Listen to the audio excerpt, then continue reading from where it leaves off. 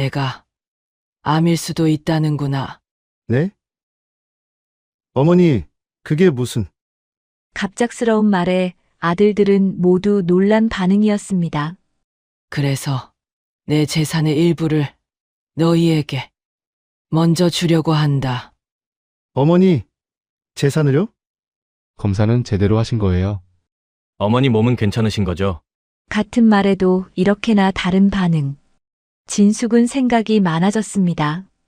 사연 시작 전에 무료로 할 수 있는 구독과 좋아요 해주시고 어디에서 듣고 계신지 댓글 남겨주시면 감사함으로 인사드리겠습니다.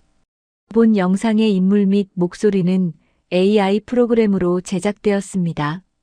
명절 저녁이 깊어가는 시간, 강남의 한 대저택 안은 조용하기만 했습니다. 넓은 거실에는 명절 특집 드라마가 흘러나오고 있었지만 아무도 보는 사람이 없었죠. 김진숙 회장은 긴 식탁 앞에 혼자 앉아 있었습니다. 식탁 위에는 값비싼 한정식 요리들이 차려져 있었어요. 전복, 갈비찜, 잡채, 각종 나물과 전들까지 한 상 가득 차려진 음식이었지만 정작 젓가락을 든 사람은 없었습니다. 식탁 위의 음식들은 유명 호텔 주방장이 직접 와서 만든 것들이었습니다.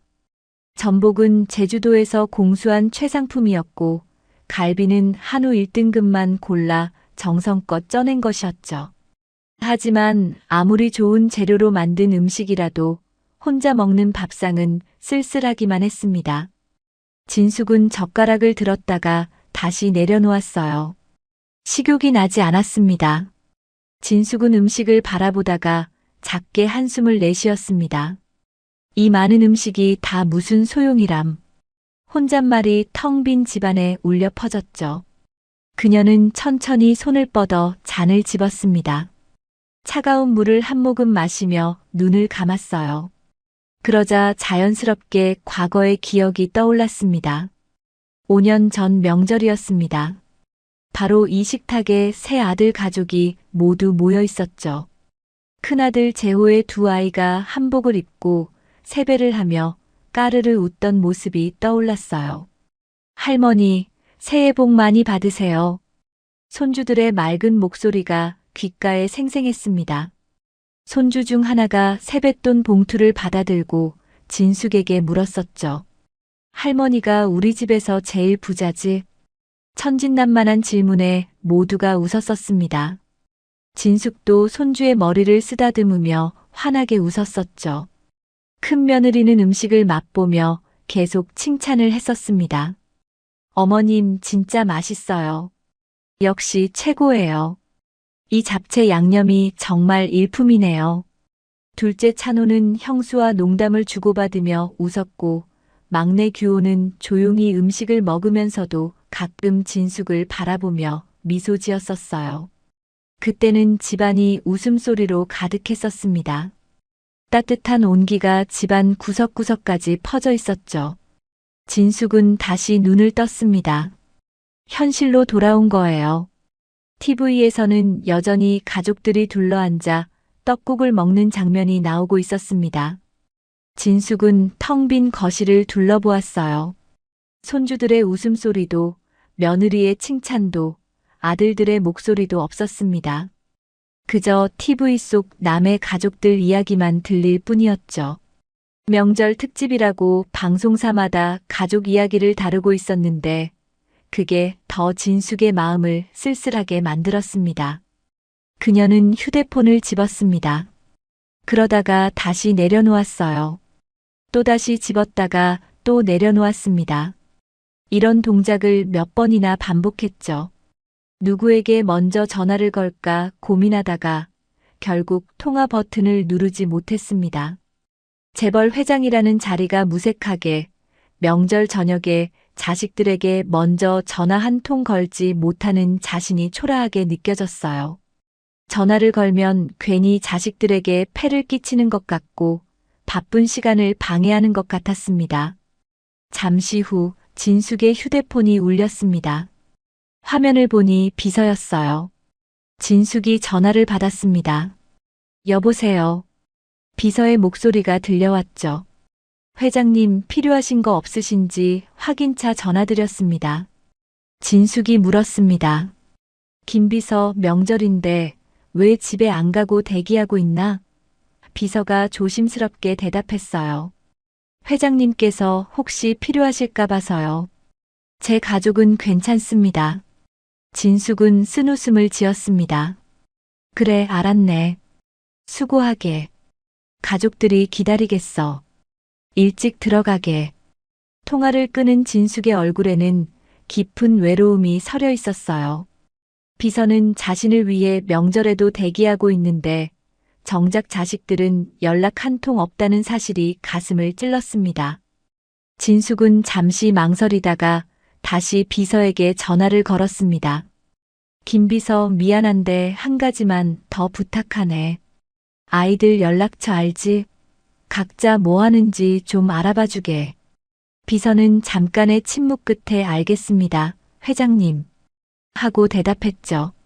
30분쯤 지났을까 비서에게서 답이 왔습니다. 큰아들 재호는 지금 가족들과 함께 해외 초호화 리조트에 있다고 했습니다. 몰디브의 5성급 리조트였죠. 둘째 찬호는 유럽으로 배낭여행을 떠났고 SNS에는 자유로운 여행 사진들을 계속 올리고 있다고 했습니다. 파리의 에펠탑 앞에서 찍은 사진도 있었다고 해요. 막내 규호만이 물류센터에서 명절 특근 중이라고 했습니다. 직원들 교대 근무 때문에 센터장인 규호도 야간 근무에 들어갔다는 얘기였어요. 진숙은 휴대폰을 들여다보았습니다. 오전에 규호에게서 온 문자 한 통이 보였어요. 어머니, 명절인데 못 가뵈서 죄송해요. 센터 야간 교대 근무 들어갑니다. 식사 잘 챙기세요. 짧은 문자였지만 적어도 연락은 한 셈이었죠. 다른 두 아들은 아무런 연락도 없었습니다. 문자 하나, 전화 한 통 없었. 진숙은 쓸쓸한 웃음을 지었습니다. 나 없이도 다들 잘 사는구나. 그 순간 일주일 전 병원에서 있었던 일이 떠올랐어요. 주치의가 진지한 표정으로 말했었습니다. 회장님, 이 나이에 이런 증상이 나타나면 조직 검사를 해보시는 게 좋겠습니다. 단순한 염증일 수도 있지만 확인은 해보셔야 합니다. 주치의의 조심스러운 표정이 다시 눈앞에 아른거렸죠. 의사는 뭔가 더 말하고 싶은 듯 했지만 결과가 나오기 전에는 확답을 주지 않았었습니다. 그 애매한 태도가 진숙을 더 불안하게 만들었어요. 검사 결과는 일주일 정도 걸립니다. 너무 걱정하지는 마세요. 의사의 말이 위로가 되기보다는 오히려 불안감을 키웠었죠. 진숙은 창밖을 바라보았습니다. 멀리 아파트 창문마다 불이 켜져 있었어요. 저마다의 가족들이 모여 명절을 보내고 있겠죠. 어떤 집에서는 웃음소리가 들리는 것 같았고, 어떤 집에서는 TV 소리가 들리는 것 같았습니다. 진숙은 작게 중얼거렸어요. 내가 정말 암이라도 걸리면 이 아이들의 반응은 어떨까? 그녀의 머릿속에는 여러 생각이 스쳐 지나갔습니다. 과연 누가 진심으로 자신을 걱정해 줄까? 누가 먼저 달려올까? 아니면 모두 재산 걱정부터 할까? 진숙은 지난 몇 년간의 일들을 떠올렸어요. 큰아들은 부사장이 된 이후로 점점 더 바쁘다며 얼굴 보기가 힘들어졌고, 둘째는 자유로운 삶을 산다며 외국에 나가 있는 시간이 더 많았습니다. 막내만이 가끔 들러서 안부를 물었죠. 진숙은 천천히 자리에서 일어났습니다. 그리고 긴 복도를 걸어 자신의 방으로 향했어요. 복도에는 가족 사진들이 걸려 있었습니다. 아이들이 어렸을 때 찍은 사진, 졸업식 때 찍은 사진, 결혼식 사진들. 진숙은 걸음을 멈추고 사진들을 하나하나 바라보았어요. 그때는 정말 행복했는데 작은 목소리로 중얼거렸습니다. 방문을 열고 들어가 침대에 앉았습니다. 다시 한번 창밖을 바라보았어요. 달빛이 정원을 비추고 있었죠. 정원에는 진숙이 직접 심은 장미나무들이 있었습니다. 아이들이 어렸을 때 함께 심었던 나무들이었어요. 이제는 그 나무들만 남아서 매년 봄이면 꽃을 피우고 있었습니다. 진숙은 마음속으로 위험한 생각을 하기 시작했습니다. 그래, 한번 시험해보자.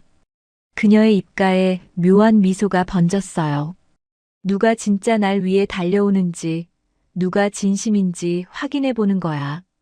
내가 정말 아프다고 하면 과연 어떤 반응을 보일까? 진숙은 침대에 누웠습니다. 천장을 바라보며 계획을 세우기 시작했죠. 내일 아침이 되면 새 아들에게 연락을 해야겠다고 생각했습니다. 그리고 그녀가 준비한 시험을 시작할 작정이었어요. 과연 돈 때문인지 아니면 진짜 어머니를 사랑해서인지 그 진실을 밝혀낼 시간이었습니다. 잘못된 생각일 수도 있어. 하지만 알아야겠어. 내가 죽고 나서 후회하는 것보다는 낫겠지. 밤은 깊어만 갔고 대저택의 불은 하나둘 꺼져갔습니다. 하지만 진숙의 방에만은 새벽까지 불이 켜져 있었어요. 그녀는 잠들지 못하고 계속해서 생각에 잠겨 있었습니다. 명절의 외로움이 그녀에게 위험한 결심을 하게 만든 거였죠. 창밖으로는 새벽 공기가 차갑게 느껴졌고 진숙은 이불을 더 끌어당겼습니다. 하지만 마음속 추위는 이불로도 막을 수 없었어요. 명절 연휴가 끝나고 사흘이 지났습니다. 김진숙 회장은 비서에게 지시를 내렸어요. 새 아들에게 모두 연락해서 오늘 저녁에 집으로 오라고 하게. 급한 일이라고 전해주게. 비서는 조심스럽게 물었습니다. 무슨 일이라고 말씀드릴까요, 회장님? 진숙은 잠시 망설이다가 대답했죠. 그냥 급하게 할 말이 있다고만 하게. 비서는 곧바로 새 아들에게 전화를 걸기 시작했습니다. 먼저 큰아들 재호에게 연락이 갔어요. 재호는 회의 중이었는데 전화를 받고는 짜증 섞인 목소리로 물었습니다. 무슨 일이길래요? 저 지금 중요한 미팅 중인데. 비서가 조심스럽게 말했죠. 회장님께서 급하게 부르셨습니다. 오늘 저녁에 댁으로 오시라고 하셨습니다. 재호는 한숨을 내쉬었습니다. 오늘이요? 일정이 있는데. 알겠어요, 가겠습니다. 둘째 찬호에게도 연락이 갔습니다. 찬호는 여행에서 막 돌아온 참이었어요. 아, 한국 막 들어와서 피곤한데. 투덜거리는 목소리가 들렸죠. 그래도 어머니가 부르시면 가야죠. 몇 시까지 가면 돼요? 비서가 대답했습니다. 저녁 7시까지 오시면 됩니다. 찬호는 알겠습니다. 하고는 전화를 끊었습니다. 막내 규호에게 전화가 갔을 때는 반응이 달랐습니다. 규호는 물류센터 현장에 있었지만 어머니가 부른다는 말을 듣자마자 즉시 대답했어요. 네, 알겠습니다. 시간 맞춰서 갈게요. 다른 질문도 하지 않았죠. 그저 어머니가 부르니까 가야 한다는 생각뿐이었습니다.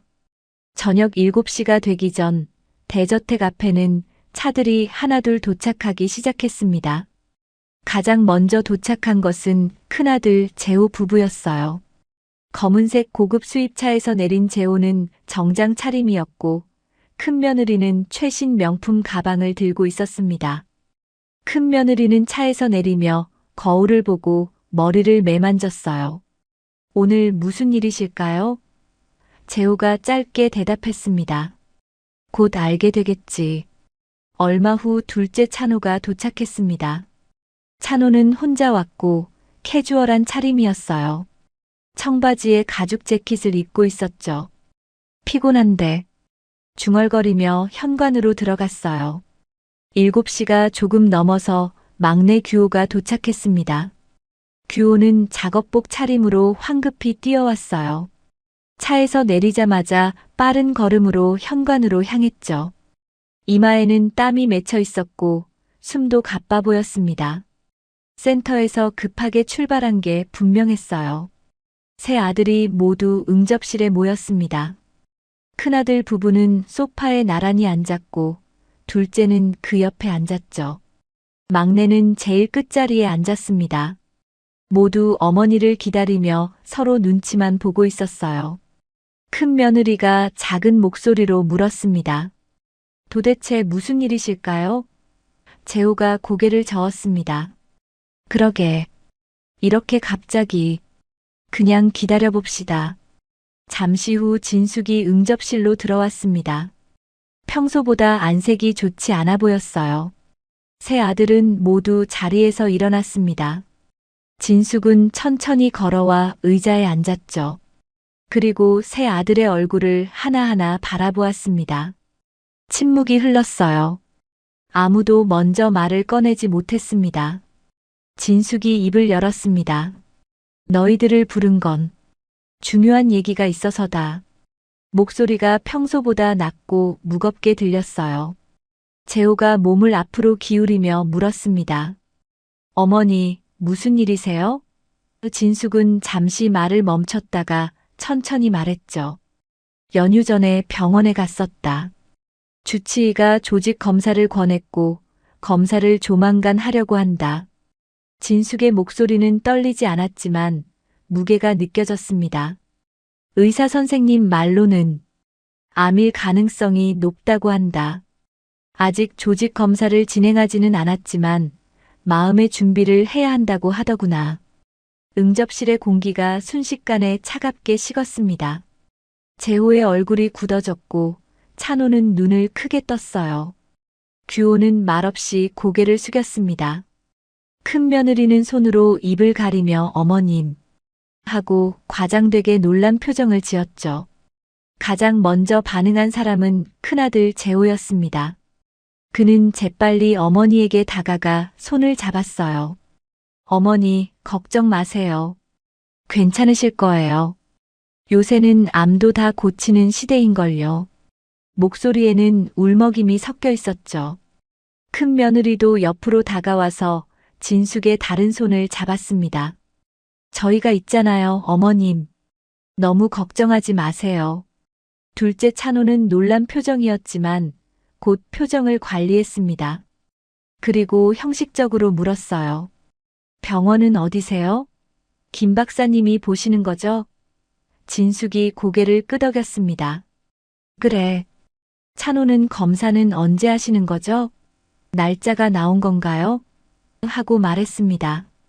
막내 규호는 한동안 아무 말도 하지 못했습니다. 고개를 숙인 채 숨을 고르고 있었어요. 손이 떨리는 게 보였습니다. 물잔을 집으려다가 손이 떨려서 놓쳤죠.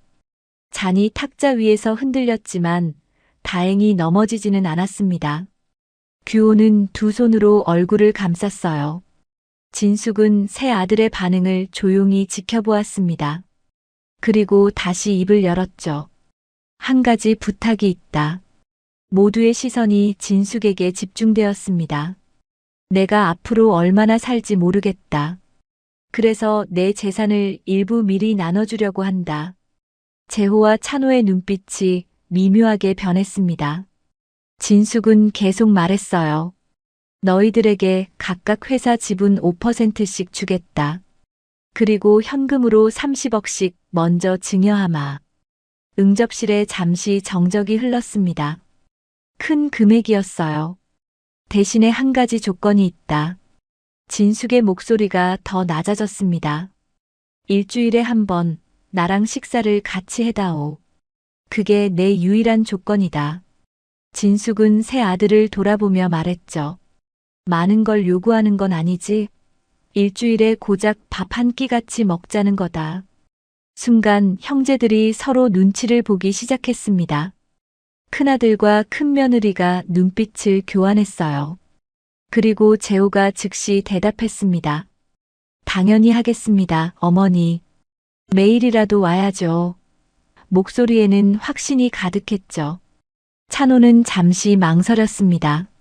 속으로 일주일에 한 번이면 할만하겠네 하고 계산하는 듯 했어요. 그리고 대답했습니다. 노력하겠습니다, 어머니.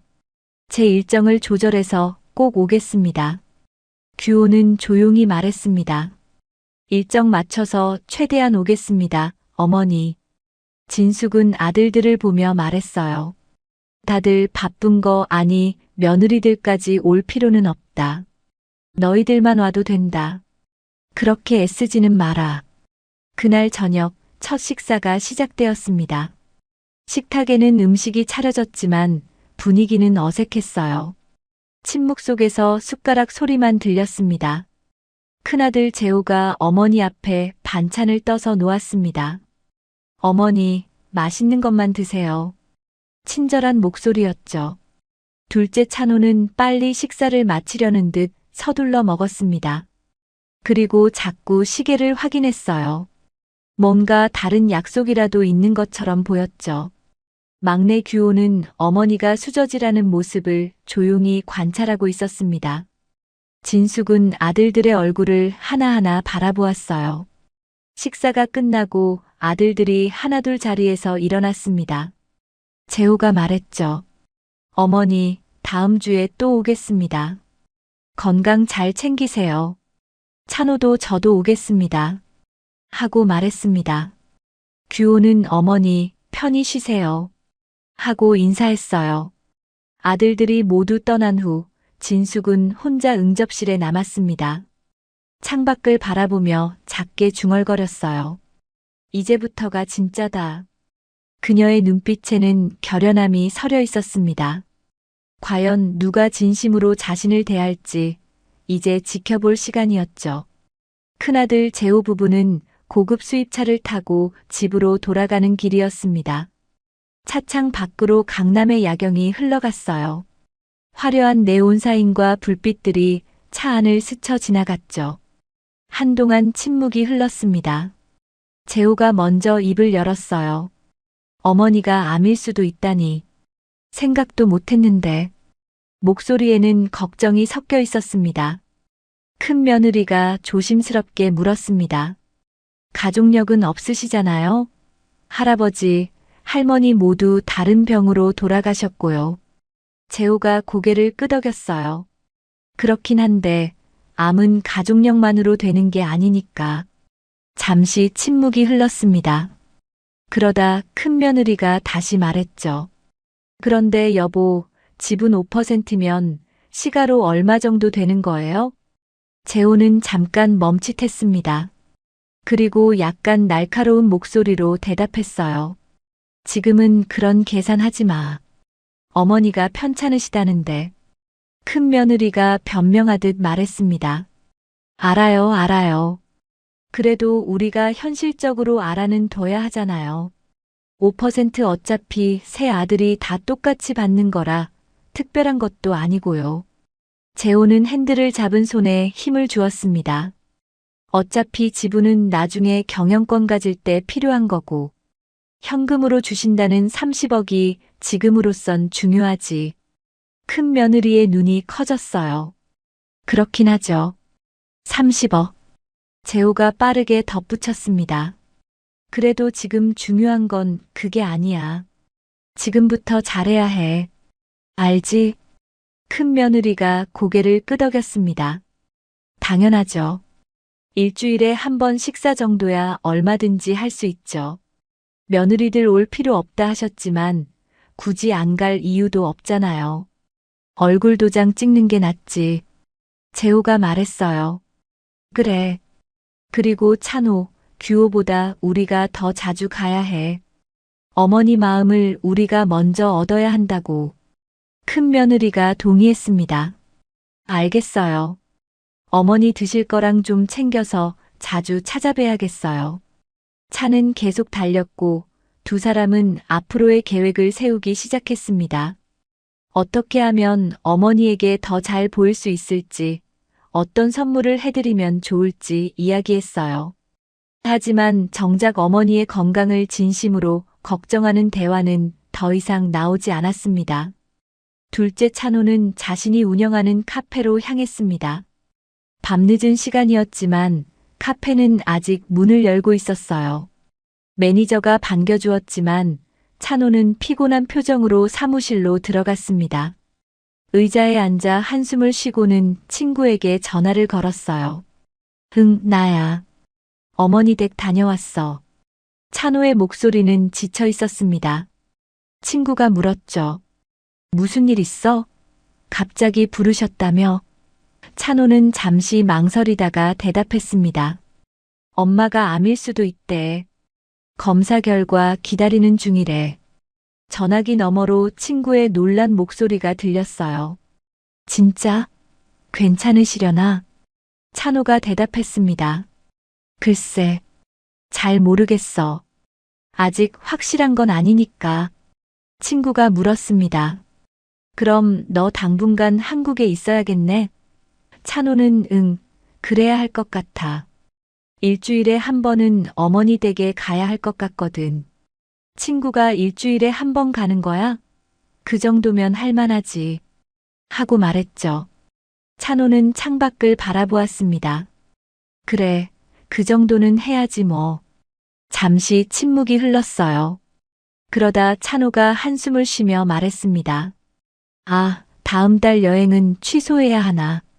발리 갈 계획이었는데. 친구가 웃으며 말했습니다. 야, 어머니 편찮으시다는데 무슨 여행이야. 찬호도 그래, 알아. 그냥 아깝다는 생각이 들어서. 전화를 끄는 찬호는 노트북을 켰습니다. 예약해둔 항공권과 호텔을 확인했어요. 취소하려면 수수료가 꽤 나올 것 같았습니다. 일단 조금 더 지켜보자. 어차피 다음 달까지는 시간 있으니까. 찬호는 그렇게 생각하며 노트북을 덮었습니다. 카페 밖으로는 손님들의 웃음소리가 들렸지만 찬호의 마음은 복잡하기만 했어요. 막내 규호는 물류센터로 돌아왔습니다. 야간 근무 시간이었어요. 센터 안은 지게차가 움직이는 소리와 직원들이 상자를 옮기는 소리로 시끄러웠죠. 규호는 작업복을 제대로 입고 현장으로 나갔습니다. 직원들이 상차 작업을 하고 있었어요. 규호는 직접 하나하나 체크했습니다. 트럭에 실리는 물건들이 제대로 적재되는지, 파손된 상자는 없는지 꼼꼼히 살폈어요. 하지만 오늘따라 집중이 잘 안 됐습니다. 자꾸 어머니 생각이 났어요. 암일 가능성이 높다고. 그 말이 계속 머릿속을 맴돌았죠. 현장 책임자인 부장이 다가왔습니다. 센터장님, 오늘 많이 피곤해 보이시는데 괜찮으세요? 규호가 고개를 들었어요. 아니에요, 괜찮습니다. 부장이 조심스럽게 말했습니다. 매번 이렇게 야간까지 계시니 피곤하실 만도 하죠. 이제 새로운 시스템 자리도 잘 잡았으니 매번 이렇게 야간까지 안 계셔도 괜찮습니다.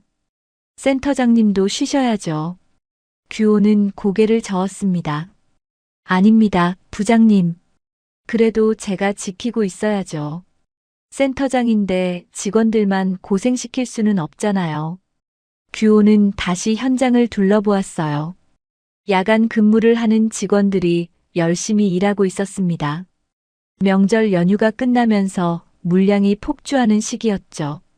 다들 지쳐 보였지만 묵묵히 일했습니다. 규호는 잠시 쉬는 시간에 아내에게 전화를 걸었습니다. 여보, 나 당분간 퇴근하고 어머니 댁 좀 들릴 것 같아. 아내의 목소리가 들렸어요. 무슨 일 있어? 갑자기? 규호가 조심스럽게 말했습니다. 어머니가 암일 수도 있으신가 봐. 결과는 아직 안 나왔는데 걱정이 돼서. 아내의 목소리가 불안해졌습니다. 어머님 괜찮으신 거 맞지? 규호가 대답했어요. 검사해봐야 정확히 알 것 같다고 하셔. 그래도 자주 가봐야 할 것 같아.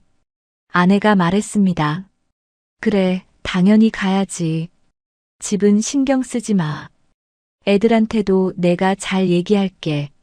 규호는 아내의 말에 감사함을 느꼈습니다. 고마워, 여보.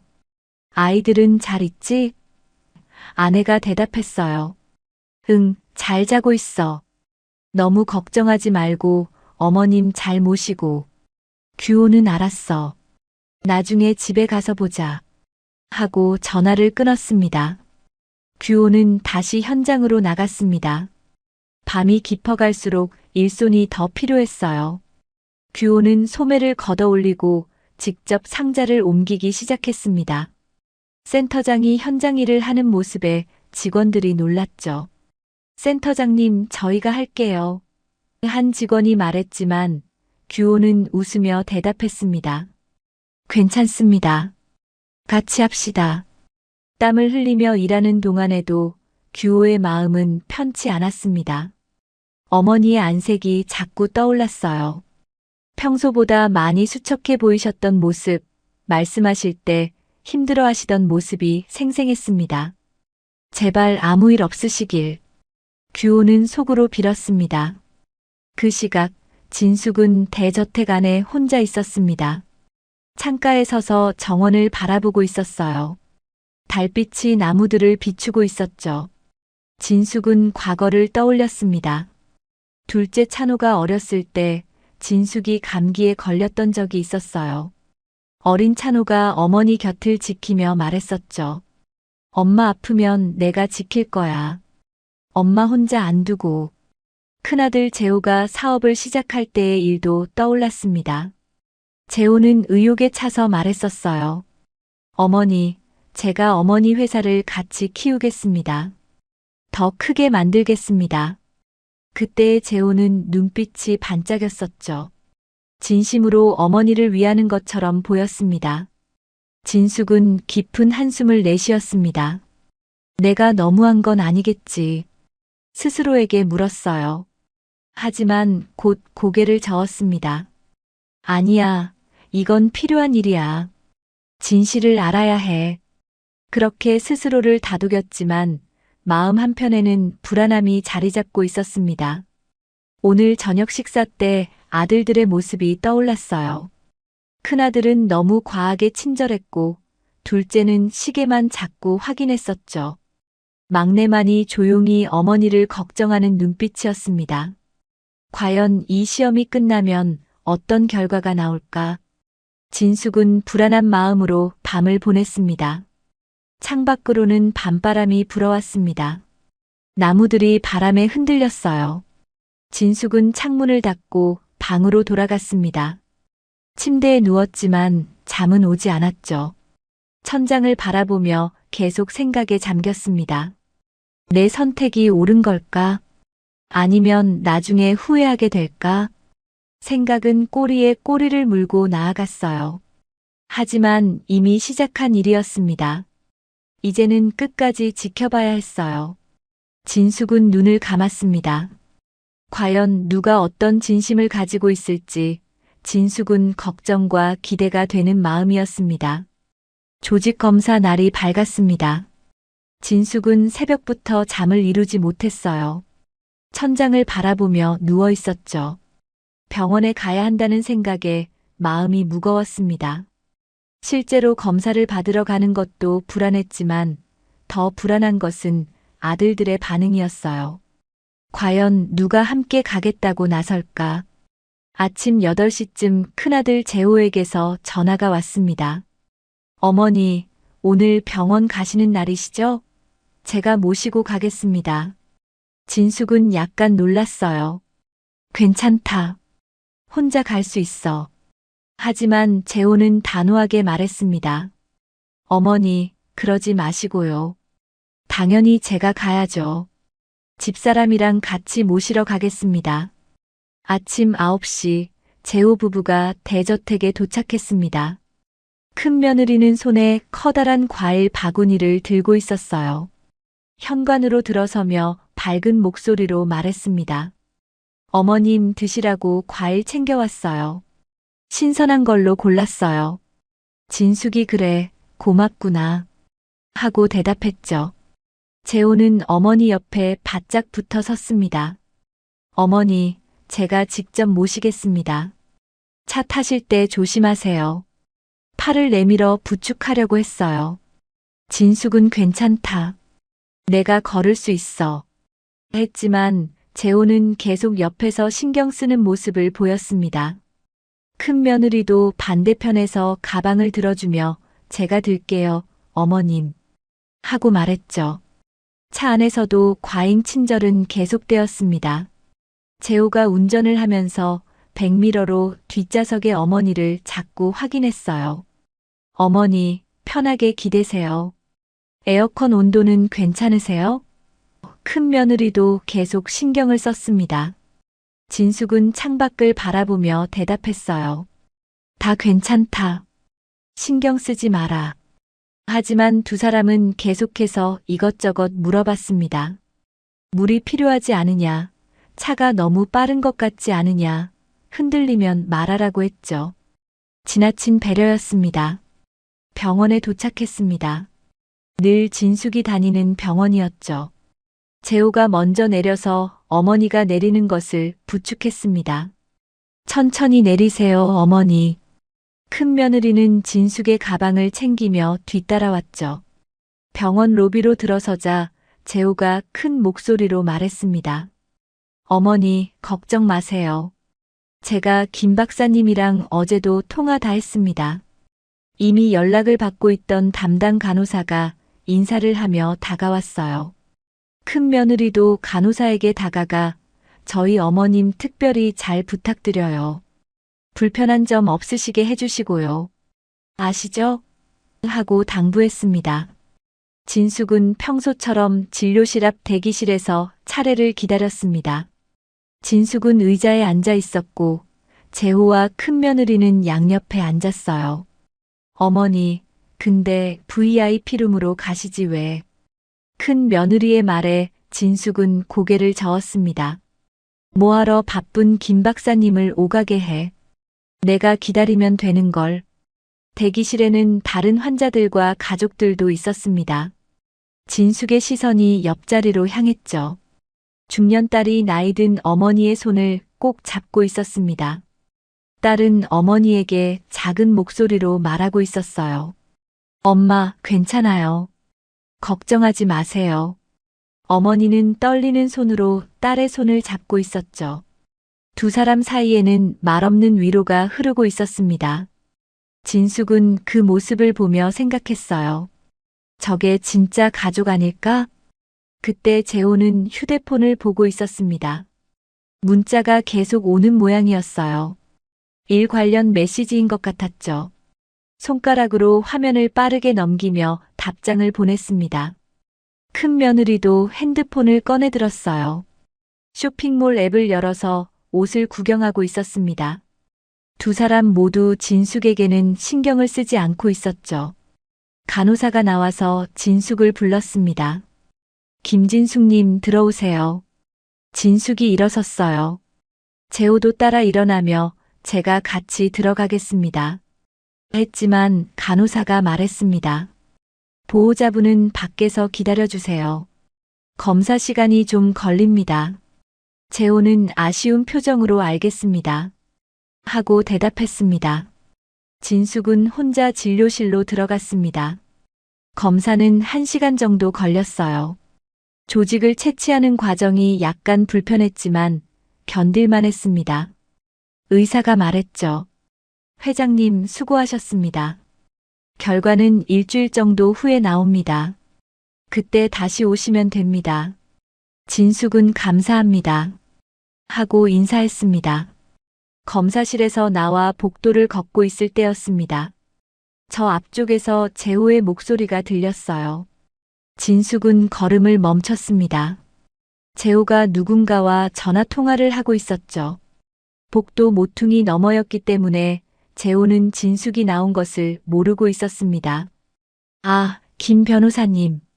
제가 말씀드린 건 잘 알아보셨나요?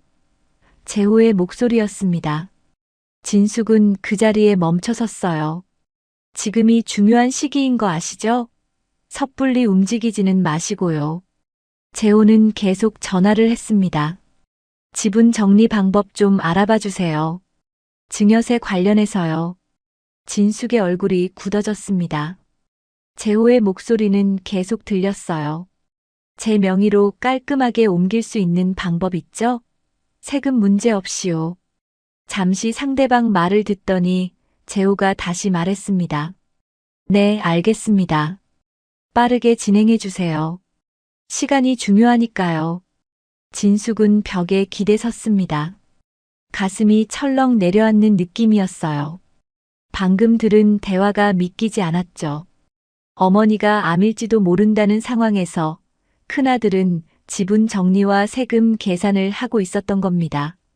진숙은 손으로 가슴을 눌렀습니다. 숨이 막히는 것 같았어요. 재호가 전화를 끊고 돌아오는 소리가 들렸습니다.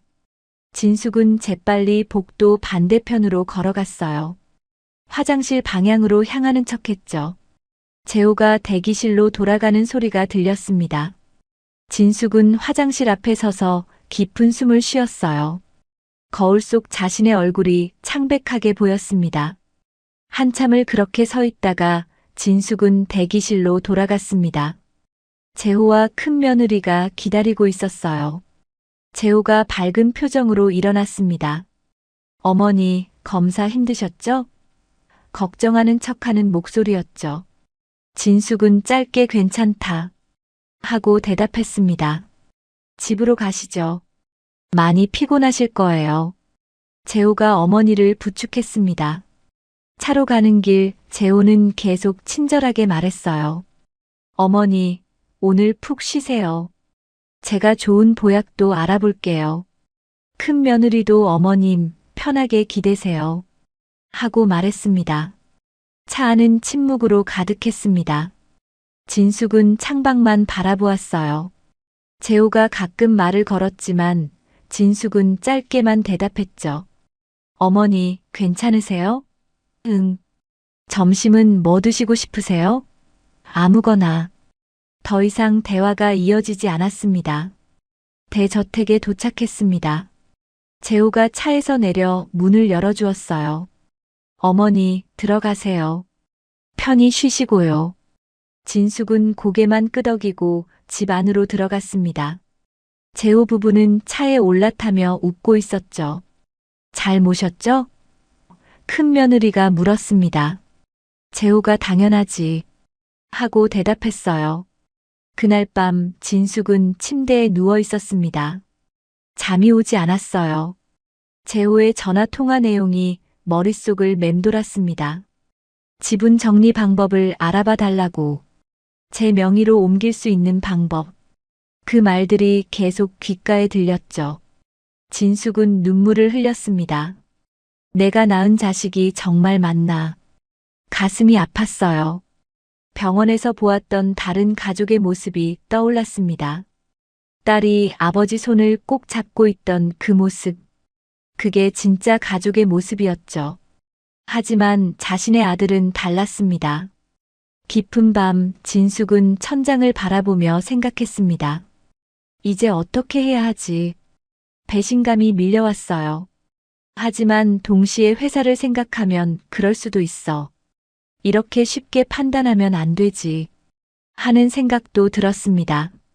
진숙은 눈을 감았지만 잠은 쉽게 오지 않았어요.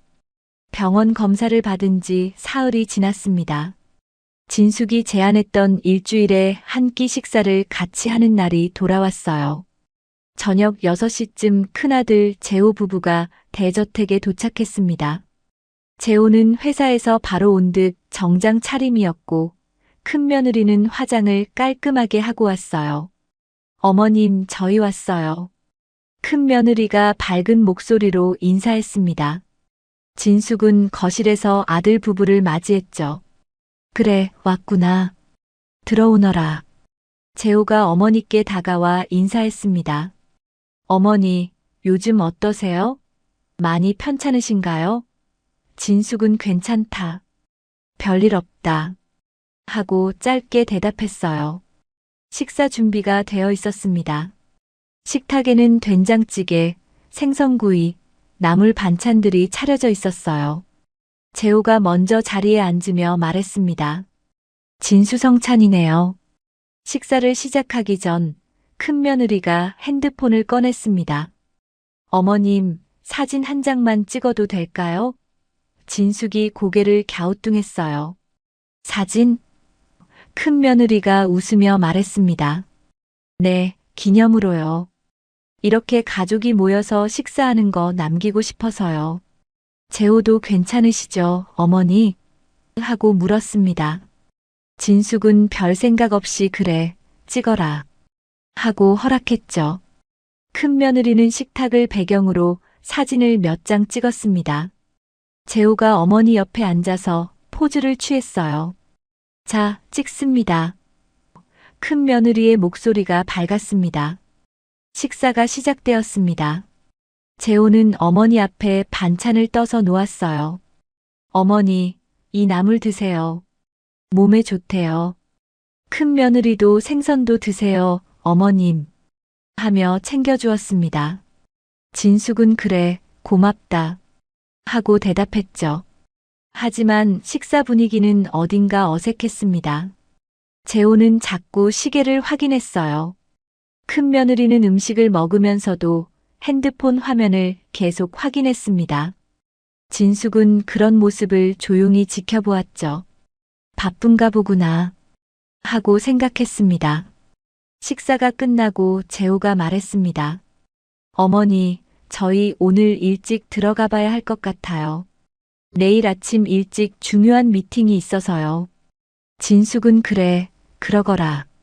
바쁜데 와줘서 고맙다. 하고 말했어요. 재호 부부는 인사를 하고 집을 나섰습니다.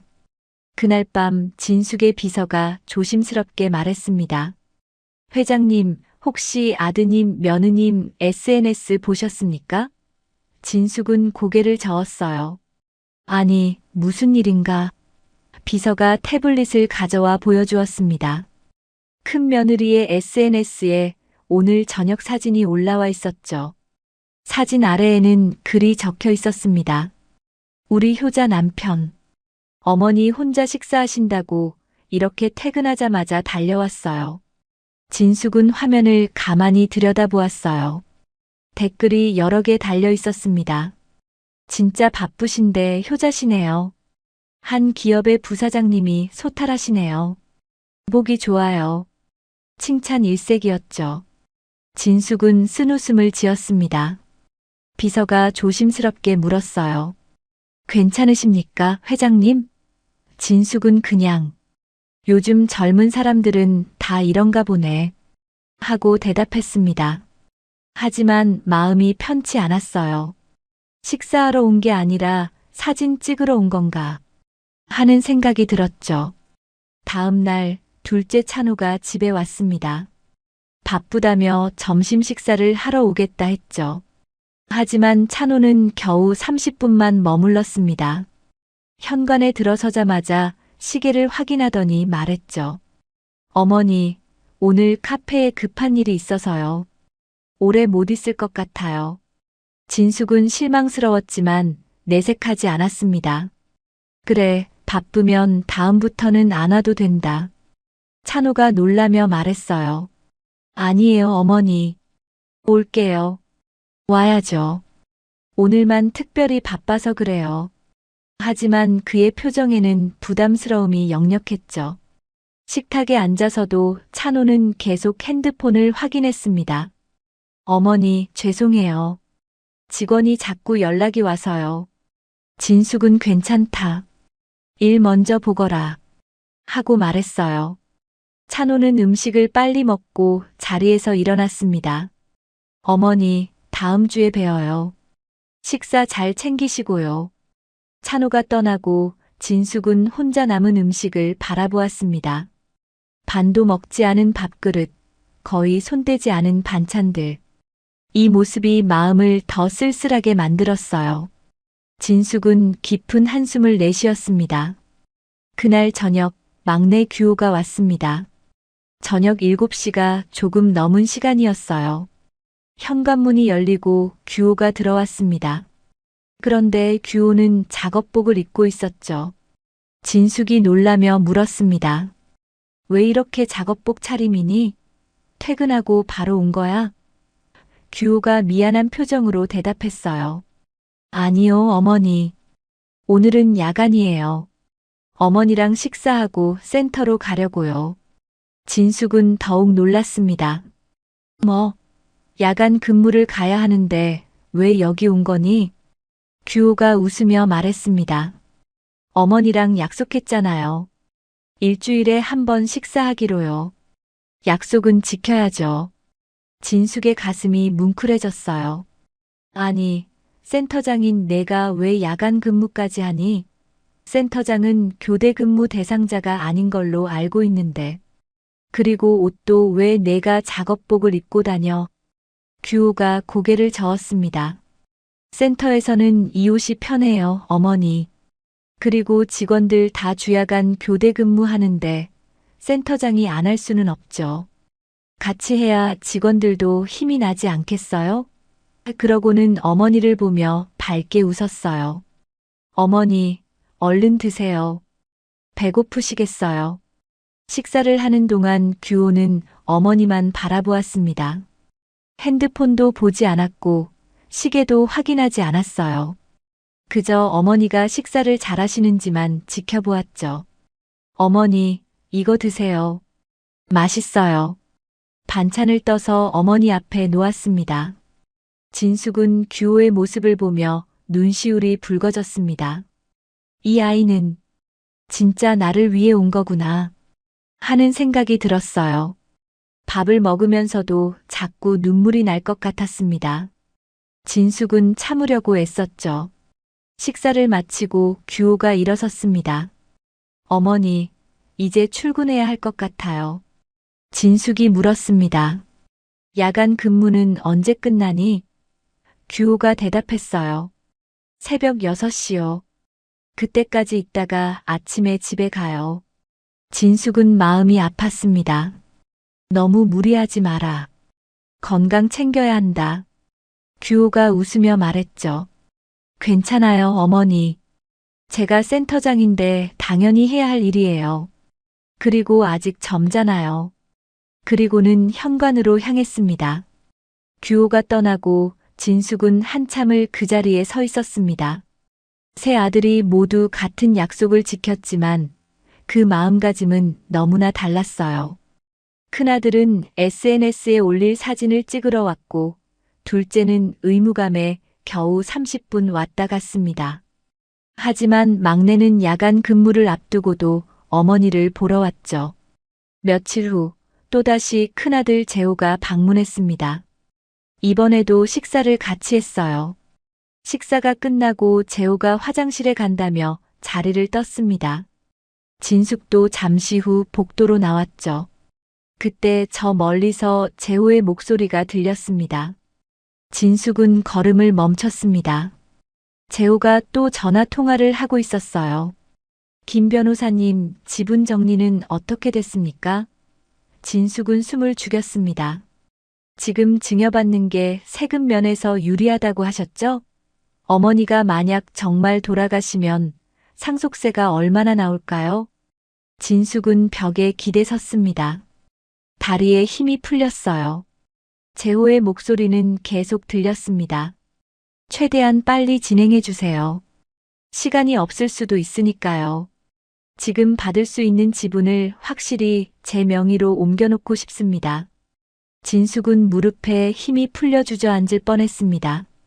벽을 잡고 간신히 버텼어요. 가슴이 너무 아팠습니다. 내가 아직 살아있는데 벌써 이런 계산을. 눈앞이 흐려졌죠. 진숙은 한참 동안 그 자리에 서서 움직이지 못했습니다. 재호가 전화를 끊고 돌아오는 소리가 들렸습니다. 진숙은 재빨리 자신의 방으로 들어갔어요. 문을 닫고 침대에 앉았습니다. 손이 떨렸죠. 심장이 빠르게 뛰었습니다. 깊은 배신감이 밀려왔어요. 내가 낳아 키운 자식이 정말 이럴 수가. 진숙은 눈물을 흘렸습니다. 하지만 소리내어 울 수는 없었어요. 재호가 아직 집에 있었으니까요. 진숙은 이불로 얼굴을 가리고 조용히 울었습니다. 이 배신감을 어떻게 감당해야 할지 알 수 없었어요. 며칠이 지났습니다. 진숙은 아들들의 모습을 지켜보며 마음이 점점 무거워졌어요. 큰아들은 겉으로만 친절했고 둘째는 형식적으로만 다녀갔습니다. 막내만이 진심으로 어머니를 걱정하는 것 같았죠. 하지만 확실히 알고 싶었습니다. 진숙는 작은 시험을 하나 더 해보기로 마음먹었어요. 그날 밤 11시였습니다. 대부분의 사람들이 잠자리에 들 시간이었죠. 진숙은 침대에 앉아 휴대폰을 꺼냈습니다. 연락처에서 새 아들의 이름을 찾았어요. 큰아들 재호, 둘째 찬호, 막내 규호. 손가락이 떨렸습니다. 이러는 게 맞나? 잠시 망설였지만 곧 결심을 굳혔죠. 먼저 큰아들 재호에게 전화를 걸었습니다. 벨이 몇 번 울렸어요. 한참 만에 재호가 전화를 받았습니다. 여보세요? 어머니. 목소리가 졸린 것 같았어요. 진숙이 힘없는 목소리로 말했습니다. 재호야. 배가 너무 아프다. 갑자기 통증이 심해져서. 재호는 잠시 침묵했습니다. 지금요? 밤 11시인데. 당황하는 것 같았어요. 그러더니 말했죠. 어머니, 일단 김 박사님께 먼저 전화해 보세요. 제가 지금 집에서 좀 멀어서요. 진숙이 물었습니다. 너 지금 어디 있니? 재호가 대답했어요. 집이긴 한데. 아, 그게 아니라 제 말은. 내일 아침 일찍 미팅이 있어서요. 진숙은 실망스러웠지만 더 묻지 않았습니다. 그래, 알았다. 미안하다. 재호가 서둘러 말했어요. 아니에요, 어머니. 정심하시면 119 부르세요. 그게 더 빠를 거예요. 제가 지금 가면 1시간은 걸릴 텐데. 진숙은 그래, 그러마. 하고 전화를 끊었습니다. 곧바로 둘째 찬호에게 전화를 걸었습니다. 찬호도 한참 만에 받았어요. 어머니, 무슨 일이세요? 목소리에 짜증이 섞여 있었습니다. 진숙이 같은 말을 했죠. 찬호야, 배가 너무 아프다. 갑자기 통증이. 찬호가 놀란 듯 물었습니다. 지금요? 많이 아프세요? 응, 좀 심하구나. 진숙이 대답했습니다. 찬호는 잠시 생각하더니 말했어요. 어머니, 119 부르세요. 그게 더 빨라요. 응급실 가시는 게 좋을 것 같은데요. 진숙이 너는 못 오겠니? 하고 물었습니다. 찬호가 망설이며 대답했어요. 저 지금 친구들이랑 있어서요. 제가 지금 가려면 대리 불러야 하고. 진숙은 더 이상 듣고 싶지 않았습니다. 괜찮다. 그냥 있어라. 찬호가 정말 괜찮으세요? 119는 꼭 부르세요. 하고 말했지만 진숙은 그냥 전화를 끊어버렸어요. 가슴이 답답했습니다. 마지막으로 막내 규호에게 전화를 걸었습니다. 규호는 2번 만에 전화를 받았어요. 어머니, 무슨 일이세요? 목소리가 또렷했습니다. 잠을 자고 있지 않았던 것 같았죠. 진숙이 말했습니다. 규호야, 미안한데. 배가 갑자기 너무 아파서. 규호의 목소리가 급해졌습니다. 어머니, 잠깐만 계세요. 금방 갈게요. 지금 바로 출발할게요. 진숙이 아니다, 괜찮다. 밤늦었는데. 하고 말했지만 규호는 이미 움직이고 있는 소리가 들렸어요. 어머니, 전화 끊지 마시고 계세요. 제 지금 출발해요. 금방 도착합니다. 진숙은 규호의 급한 목소리를 들으며 눈물이 날 것 같았습니다. 천천히 와라. 사고 나면 안 된다. 규호가 대답했어요. 괜찮아요, 어머니. 조심히 갈게요. 20분이면 도착해요. 전화 너머로 차 시동 거는 소리가 들렸죠. 규호는 정말로 즉시 출발한 겁니다. 진숙은 거실로 나왔습니다. 소파에 앉아 규호를 기다렸어요. 시계를 보니 밤 11시 15분이었습니다. 집안은 조용했죠. 멀리서 시계 째깍거리는 소리만 들렸습니다. 진숙은 가슴을 쓸어내렸어요. 사실 배가 아픈 건 거짓말이었지만 지금은 정말 가슴이 아팠습니다. 시간이 흘렀습니다. 11시 30분, 11시 40분. 진숙은 계속 시계를 확인했어요. 규호가 오고 있을 거라는 생각에 마음이 조금 편해졌습니다. 그래도 밤늦은 시간에 아들을 부른 것이 미안했죠. 11시 50분쯤 현관 밖에서 차 소리가 들렸습니다. 급하게 주차하는 소리였어요. 곧 현관문이 열렸습니다. 규호가 숨을 헐떡이며 뛰어들어왔죠. 작업복 차림이었습니다. 물류센터에서 바로 달려온 게 분명했어요. 어머니. 규호가 큰 소리로 불렀습니다. 진숙을 발견하고는 빠르게 다가왔어요. 어머니, 많이 아프세요? 김 박사님은요? 다녀가신 거예요? 숨이 차서 말을 제대로 잇지 못했습니다. 이마에는 땀이 맺혀 있었죠. 진숙은 규호를 보며 가슴이 뭉클해졌습니다. 규호야, 괜찮다. 조금 나아졌다. 규호가 어머니 옆에 앉으며 물었어요. 정말요? 아까 전화로는 많이 아프시다고 하셨잖아요. 제가 너무 늦게 온 거 아니에요? 진숙이 고개를 저었습니다. 아니다. 빨리 왔다. 규호는 어머니 이마에 손을 대보았습니다. 열은 없으신 것 같은데 어디가 아프신 거예요? 지금 바로 응급실 가보실래요? 진숙이 손을 잡았어요. 괜찮다. 진정하거라. 내가 와주니까 마음이 편하구나. 규호는 어머니 손을 꼭 잡았습니다. 어머니, 아직도 아프시면 병원 가야 해요. 제가 모시고 갈게요. 진숙은 규호의 얼굴을 바라보았습니다. 땀에 젖은 얼굴, 걱정으로 가득한 눈빛. 이 아들은 정말 진심으로 어머니를 걱정하고 있었어요. 진숙은 더 이상 연기를 할 수가 없었습니다. 눈물이 흘러내렸죠. 규호야. 진숙의 목소리가 떨렸습니다. 규호가 놀라며 물었어요. 어머니, 왜 우세요? 정말 많이 아프신 거예요? 진숙은 고개를 저었습니다. 아니다. 그게 아니라. 말을 잇지 못했어요. 규호는 어머니를 꼭 안았습니다. 괜찮아요, 어머니. 제가 있잖아요. 걱정하지 마세요.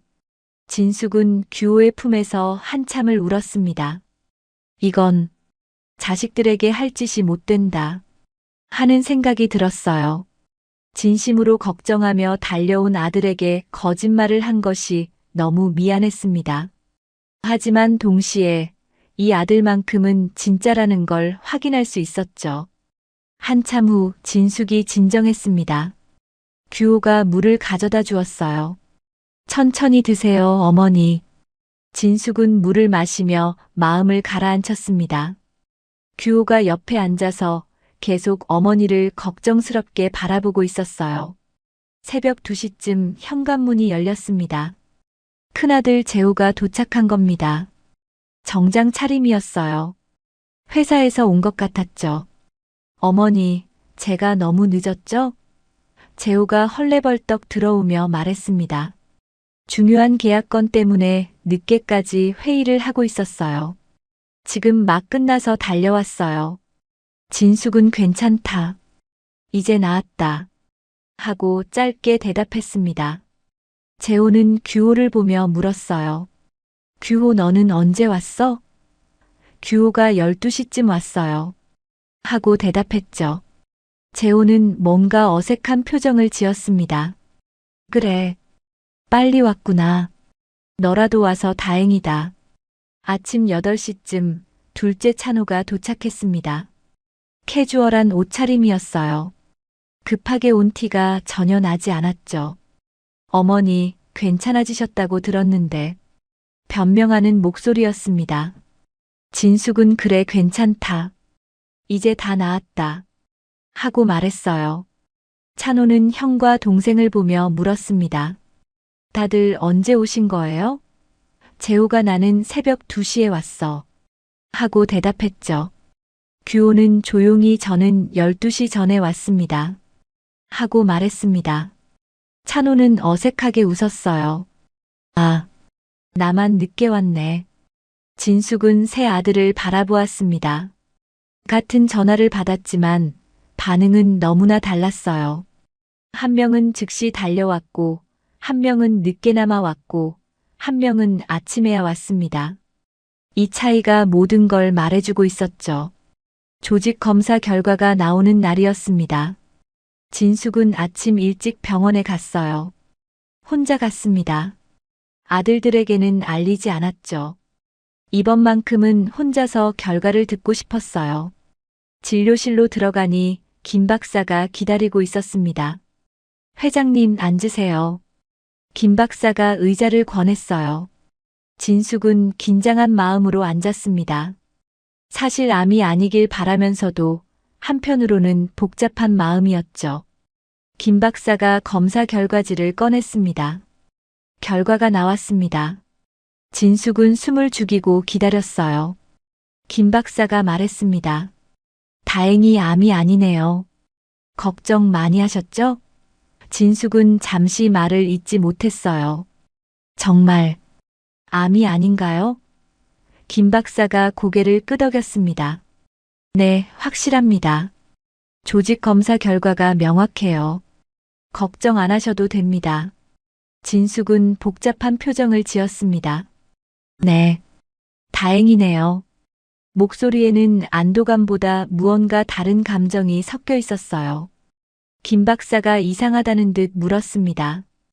회장님 괜찮으세요? 좋은 소식인데 표정이 안 좋으시네요. 진숙이 고개를 저었죠. 아닙니다. 다행이에요. 정말 다행입니다. 병원을 나와 차에 탔습니다. 운전기사가 회장님, 어디로 가시겠습니까? 하고 물었어요. 진숙은 한참을 생각하다가 대답했습니다. 집으로 가지. 차가 출발했죠. 창밖을 바라보며 진숙은 깊은 생각에 잠겼습니다. 이제 말해야 한다. 진숙은 결심을 굳혔어요. 아들들에게 진실을 말할 때가 온 겁니다. 우려에서 시작한 이 시험을 이제 끝내야 했죠. 하지만 마음이 무거웠습니다. 아들들이 어떤 반응을 보일지 걱정되었어요. 집에 도착해서 진숙은 비서에게 지시했습니다. 새 아들에게 연락해서 오늘 저녁에 집으로 오라고 전해주게. 중요한 얘기가 있다고. 비서가 알겠습니다, 회장님. 하고 대답했어요. 곧 새 아들에게 연락이 갔습니다. 저녁 6시 새 아들이 모두 응접실에 모였습니다. 재호는 긴장한 표정이었고 찬호는 불안해 보였어요. 규호는 조용히 앉아서 어머니를 기다렸습니다. 큰 며느리도 함께 왔는데 걱정스러운 얼굴이었죠. 진숙이 응접실로 들어왔습니다. 평소보다 표정이 무거워 보였어요. 새 아들은 자리에서 일어났습니다. 어머니, 재호가 먼저 인사했죠. 진숙은 고개를 끄덕이고 의자에 앉았습니다. 모두 다시 자리에 앉았어요. 침묵이 흘렀습니다. 아무도 먼저 말을 꺼내지 못했죠. 진숙이 천천히 입을 열었습니다. 너희들을 부른 건 중요한 얘기가 있어서다. 재호가 조심스럽게 물었어요. 어머니, 검사 결과가 나왔습니까? 진숙이 고개를 끄덕였습니다. 오늘 병원에 다녀왔다. 조직 검사 결과가 나왔고, 진숙은 잠시 말을 멈췄어요. 새 아들은 긴장한 표정으로 어머니를 바라보았습니다. 큰 며느리는 손으로 입을 가렸죠. 암이 아니라고 한다. 응접실에 안도의 한숨이 흘렀습니다. 재호가 정말요?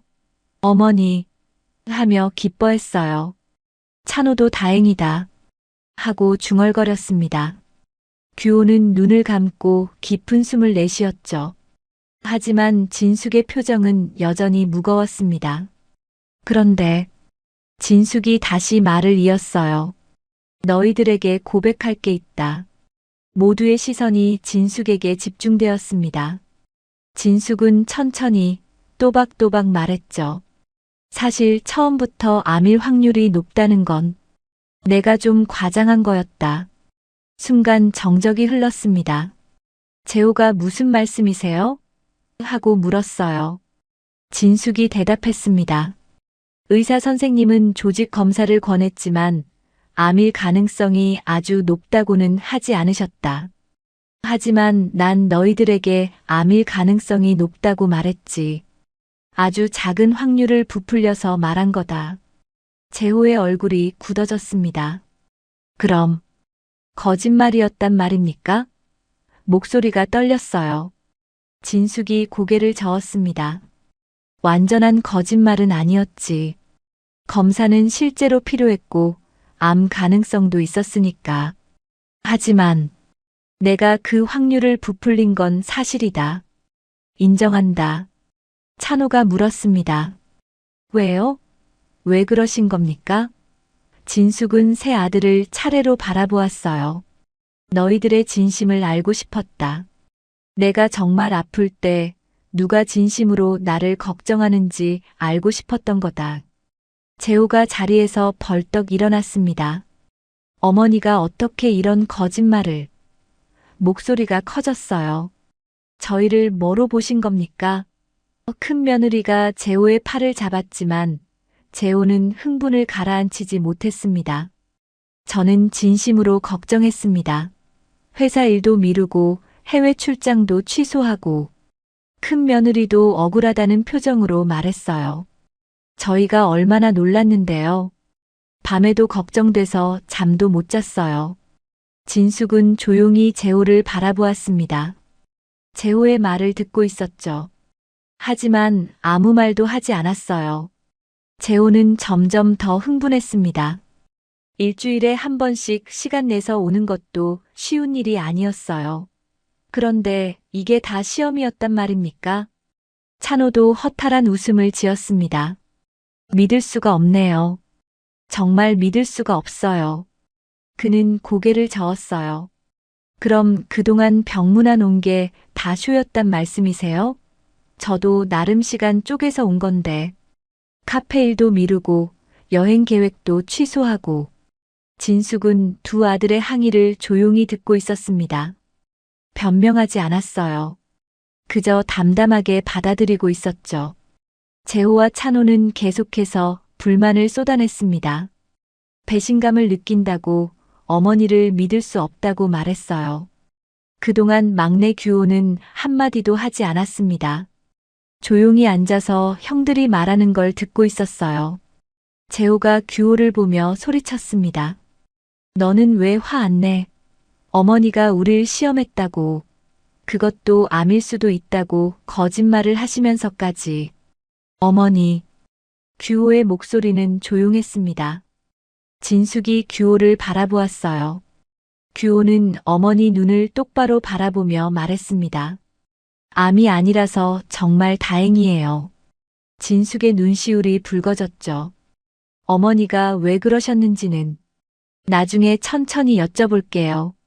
저도 이해가 되지는 않지만 지금은 어머니가 건강하시다는 게 중요하니까. 규호가 형을 돌아보며 조용히 말했어요. 형, 어머니가 건강하신 게 제일 중요하잖아. 일단 암이 아니니까 다행인 거고. 재호는 말문이 막혔습니다. 찬호도 아무 말 못하고 규호를 바라보았어요. 진숙은 더 이상 참을 수 없었어요. 눈물이 흘러내렸습니다. 너희들에게 정말 미안하다. 진숙의 목소리가 떨렸습니다. 내가 잘못했다. 이런 식으로 너희들을 시험한 건 내가 잘못한 거다. 처음으로 진짜 눈물을 흘리는 진숙을 보며 아들들은 당황했어요. 재호가 입을 열려다 닫았습니다. 뭐라고 말해야 할지 몰랐죠.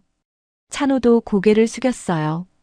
규호만 어머니 곁에 앉아서 등을 토닥여 주었습니다. 괜찮아요, 어머니. 이해해요. 어머니도 외로우셨을 거예요. 진숙은 한참을 울었습니다.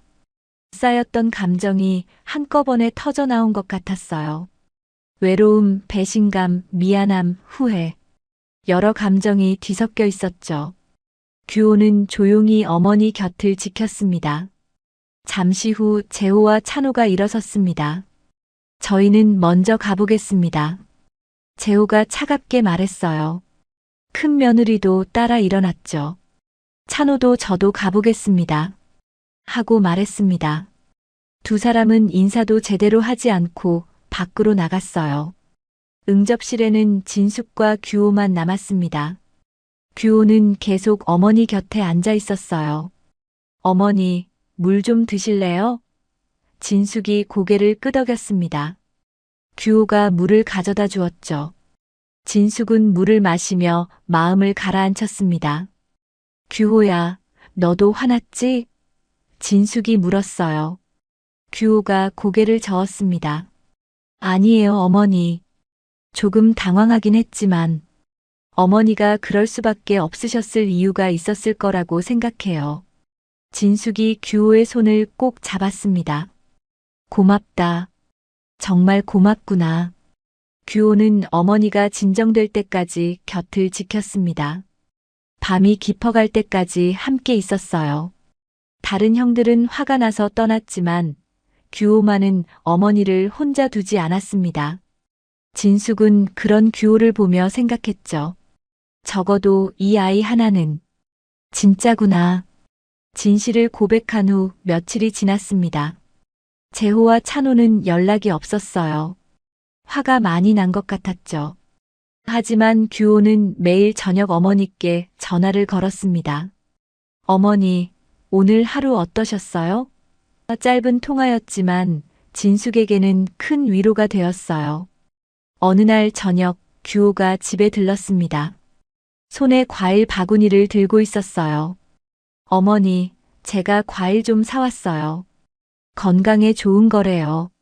진숙은 반갑게 맞이했습니다. 고맙다, 규호야.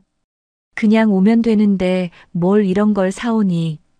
거실에 앉아 이야기를 나누던 중 규호가 조심스럽게 말을 꺼냈습니다. 어머니, 한 가지 부탁이 있어요. 진숙이 물었죠. 어머니? 규호가 말했습니다. 이참에 정밀 검진 한번 받아보세요. 종합 건강 검진 하실 때도 됐잖아요. 진숙은 손을 저었어요. 괜찮다. 얼마 전에 검사했는데 또 뭘 하니. 하지만 규호는 포기하지 않았습니다. 어머니, 그때는 조직 검사만 하신 거잖아요. 전체적인 건강 상태를 체크하시는 게 좋을 것 같아요. 제 마음 편하게 해주세요.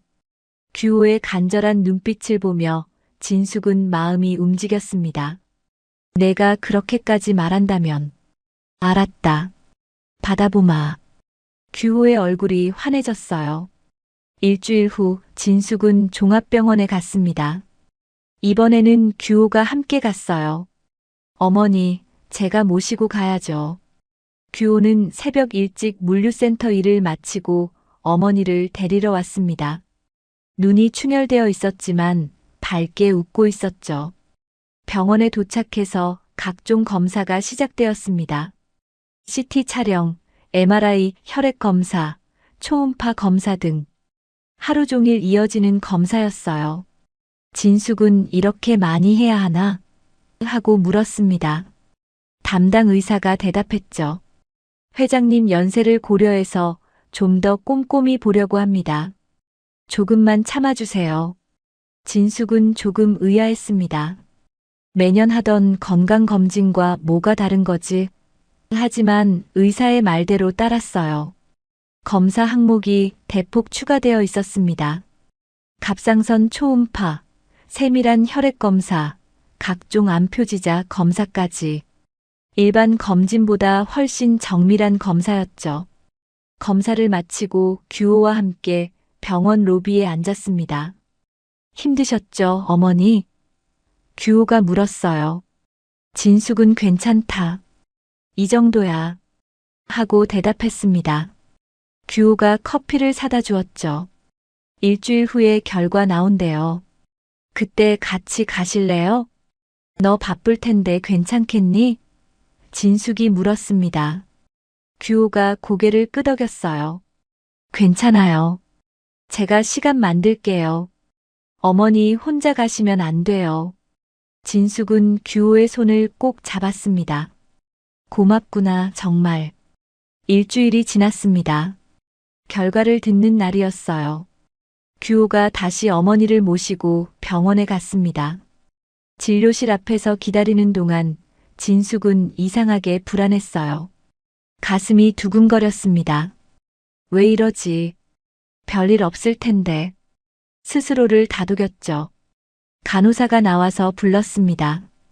김진숙님 들어오세요. 진숙과 규호가 함께 진료실로 들어갔어요. 담당 의사가 앉아 있었습니다. 그런데 의사의 표정이 심각해 보였어요. 진숙은 순간 불길한 예감이 들었습니다. 회장님 앉으세요. 의사가 말했습니다. 진숙과 규호가 의자에 앉았어요. 의사는 검사 결과지를 펼쳤습니다. 검사 결과에 대해 말씀드리겠습니다. 의사의 목소리가 조심스러웠죠. 진숙은 숨을 죽였습니다. 갑상선에서 악성 종양이 발견되었습니다. 초기 갑상선암입니다. 의사의 말이 천천히 들렸어요. 진숙은 귀를 의심했습니다. 네. 목소리가 떨렸죠. 의사가 다시 말했습니다. 갑상선암으로 진단되었습니다. 초기 단계입니다. 진숙은 말을 잇지 못했습니다. 머릿속이 하얘졌어요. 규호가 놀라며 물었습니다. 의사 선생님, 확실한 겁니까? 의사가 고개를 끄덕였죠. 네, 조직 검사 결과가 확실합니다. 이전 검사에서는 놓쳤던 부위예요. 갑상선 쪽은 이번 정밀 검진에서 더 자세히 봤습니다. 하지만 의사가 계속 말했어요. 초기라서 다행입니다. 수술하면 완치율이 아주 높아요. 95% 이상입니다. 너무 걱정하지 마세요. 규호가 어머니 손을 꼭 잡았습니다. 진숙은 아직도 충격에서 벗어나지 못하고 있었어요. 의사가 설명을 계속했습니다. 수술 날짜를 잡아야 합니다. 빠르면 빠를수록 좋아요. 다음 주쯤 가능하신가요? 규호가 대답했어요. 네, 가능합니다. 어머니, 괜찮으시죠? 진숙은 멍하니 고개를 끄덕였습니다. 진료실을 나왔습니다. 복도를 걷는데 다리에 힘이 없었어요. 규호가 부축했습니다. 어머니, 괜찮으세요? 진숙은 괜찮다 하고 겨우 대답했죠. 하지만 괜찮지 않았습니다. 세상이 무너지는 것 같았어요. 복도 벤치에 앉았습니다. 진숙은 고개를 숙이고 있었어요. 규호가 물을 사다 주었지만 마실 수가 없었습니다. 손이 떨려서 컵을 제대로 잡을 수조차 없었죠. 규호가 컵을 받쳐주며 말했습니다. 어머니, 천천히 드세요. 한참 후 진숙이 입을 열었습니다. 규호야, 집에 가자. 목소리가 힘없었어요. 규호가 네, 어머니. 제가 모시고 갈게요. 하고 대답했습니다. 차에 올라타서 집으로 향했어요. 차 안은 침묵으로 가득했습니다. 집에 도착했습니다. 어머니, 들어가서 쉬세요. 제가 저녁에 다시 올게요. 규호가 말했어요. 진숙은 괜찮다. 혼자 있고 싶다. 하고 대답했습니다. 규호는 걱정스러운 표정이었지만 어머니 뜻을 따랐어요. 알겠습니다. 필요하시면 전화하세요. 바로 올게요. 규호가 떠나고 진숙은 혼자 집안을 걸었습니다. 발걸음이 무거웠어요. 거실을 지나 복도를 걸었죠. 예전에 조직 검사를 받으러 갔던 날이 떠올랐습니다. 그때 마주쳤던 암 환자들과 그 가족들의 모습이 생생했어요. 그때 그 사람들의 고통을 나는 남의 일이라고 쉽게 생각했어. 진숙은 자책했습니다. 남의 아픔을 이용해서 자식들을 시험하려 했던 벌을 받는구나. 가슴이 무너져 내리는 것 같았어요. 진숙은 방으로 들어갔습니다. 침대에 앉아 창밖을 바라보았어요. 해가 지고 있었습니다. 붉은 노을이 하늘을 물들이고 있었죠. 아름다운 풍경이었지만 진숙의 눈에는 아무것도 들어오지 않았습니다. 내가 거짓말로 암을 말했더니 진짜 암이. 진숙은 눈물을 흘렸어요. 이게 벌인가? 하늘이 나를 벌 주시는 건가? 깊은 자책이 밀려왔습니다. 손으로 얼굴을 감쌌죠. 몸이 떨렸습니다. 밤이 되었습니다. 진숙은 불을 끄고 누워 있었어요. 천장을 바라보며 지난 날들을 떠올렸습니다. 아들들을 시험하려고 했던 일, 거짓말을 했던 일, 그 모든 게 후회되었어요. 내가 왜 그랬을까? 애들이 뭐라고 할까? 진숙은 중얼거렸습니다. 그래, 벌 받았다고 생각하겠지. 눈물이 베개를 적셨어요. 애들이 믿어주기나 할까? 이번엔 진짜라고 해도 불안감이 엄습했습니다. 새벽까지 진숙은 잠들지 못했습니다. 과거의 일들이 주마등처럼 스쳐 지나갔어요. 아이들이 어렸을 때 함께 웃으며 지냈던 시간들. 언제부터 이렇게 멀어진 걸까? 재산이 많아지면서, 회사가 커지면서 진숙은 알 수 없었습니다. 다음 날 아침 진숙은 결심했습니다. 아들들에게 알려야 했어요. 이번에는 진짜라는 것을. 하지만 믿어줄까 하는 두려움이 있었죠. 특히 재호와 찬호는 화가 많이 나 있었으니까요. 진숙은 전화를 걸었습니다. 먼저 재호에게. 재호야. 재호의 목소리는 차갑게 들렸어요. 무슨 일이세요? 진숙이 조심스럽게 말했습니다. 병원에 와줄 수 있겠니? 할 말이 있다. 입원하신다고요? 왜요? 재호가 물었습니다. 진숙이 대답했어요. 설명하기 좀 복잡하다. 와서 얘기하자. 재호는 잠시 침묵하다가 말했죠. 알겠습니다. 가겠습니다. 하지만 목소리에는 여전히 냉기가 돌았어요. 찬호에게도 전화했습니다. 찬호야, 어머니인데. 찬호가 네, 어머니. 하고 대답했어요. 역시 차가운 목소리였습니다. 병원에 와줄 수 있니? 진숙이 물었죠. 찬호가 의심스럽게 물었습니다. 어머니, 이번에도 거짓말인 건 아니죠? 그 말에 진숙의 가슴이 찔렸습니다. 이번엔 진짜다. 목소리가 떨렸어요. 찬호는 한숨을 쉬었습니다. 알겠습니다. 하지만 믿는다는 느낌은 들지 않았죠. 규호에게는 직접 만나서 말했습니다. 규호가 저녁에 들렀을 때였어요. 규호야, 형들한테도 알렸다. 내일 다 같이 병원에 가자. 규호가 고개를 끄덕였습니다. 네, 어머니. 제가 모시고 가겠습니다. 그날 밤 진숙은 또다시 잠들지 못했습니다. 내일 아들들이 어떤 반응을 보일지 걱정되었어요. 믿어줄까? 아니면 또 거짓말이라고 생각할까? 진숙은 이불을 꼭 움켜쥐었습니다. 긴 밤이 지나가기를 기다렸죠. 다음 날 오전 병원 회의실에 세 아들이 모였습니다. 재호는 정장 차림으로 왔고 찬호는 어두운 표정이었어요. 규호는 어머니를 부축해서 함께 들어왔습니다. 진숙은 평소보다 많이 수척해 보였죠. 네 사람이 둥글게 앉았습니다. 침묵이 흘렀어요. 재호가 먼저 입을 열었습니다. 어머니, 그래서 무슨 일이신 겁니까? 목소리에는 여전히 경계심이 섞여 있었어요. 찬호도 팔짱을 낀 채 어머니를 바라보고 있었죠. 진숙은 가방에서 서류 봉투를 꺼냈습니다. 천천히 진단서를 꺼내 테이블 위에 놓았어요. 이번엔 정말 암이란다. 진숙의 목소리가 떨렸습니다. 재호가 진단서를 집어들었어요. 눈으로 빠르게 내용을 훑었죠. 갑상선암. 초기.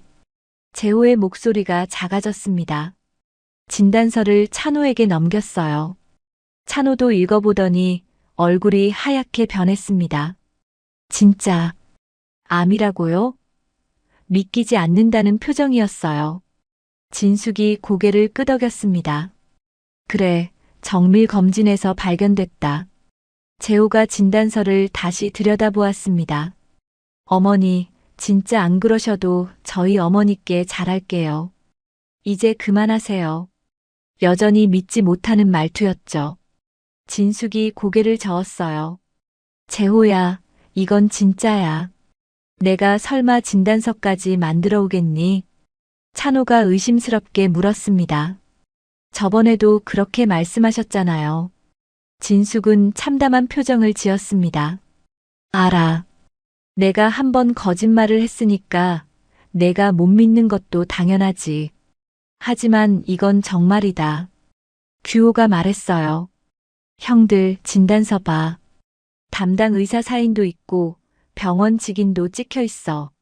재호와 찬호는 다시 진단서를 자세히 들여다보았습니다. 병원 로고, 담당 의사 이름, 진단 내용, 날짜. 모두 명확하게 적혀 있었어요. 재호의 손이 떨리기 시작했습니다. 진짜, 암이시라고요? 목소리가 갈라졌죠. 찬호도 얼굴이 창백해졌습니다. 어머니, 제가 정말 죄송합니다. 그제야 믿은 것 같았어요. 진숙이 조용히 말했습니다. 미안하다. 내가 한번 거짓말을 해서 너희들이 이번에도 못 믿게 된 거니까. 다 내 탓이다. 규호가 물었습니다. 어머니, 수술은 언제 하세요? 진숙이 대답했어요. 다음 주 화요일이다. 의사 선생님이 빠를수록 좋다고 하시더구나. 재호가 즉시 말했습니다. 보호자 있어야 한다고 하죠?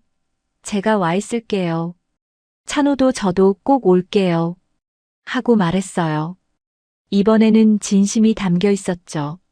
세 아들 모두 진지한 표정이었습니다. 재호의 눈에는 눈물이 고였어요. 어머니, 정말 죄송합니다. 제가 너무 화만 내고. 진숙이 손을 저었습니다. 아니다. 내가 잘못한 거다. 거짓말로 너희들을 시험한 게 잘못이었어. 찬호도 고개를 숙였습니다. 저도 죄송해요, 어머니. 제가 너무 의심만 하고. 진숙은 아들들을 바라보며 눈물을 흘렸습니다. 규호가 어머니와 형들을 번갈아 보며 말했어요. 다들 서로 미안해하지 마세요. 다 잘 될 거예요. 재호와 찬호도 고개를 끄덕였습니다. 네, 그래요. 걱정하지 마세요, 어머니. 수술 전날 밤이었습니다. 진숙은 입원실에 누워 있었어요. 창밖으로 밤하늘이 보였습니다. 별이 반짝이고 있었죠.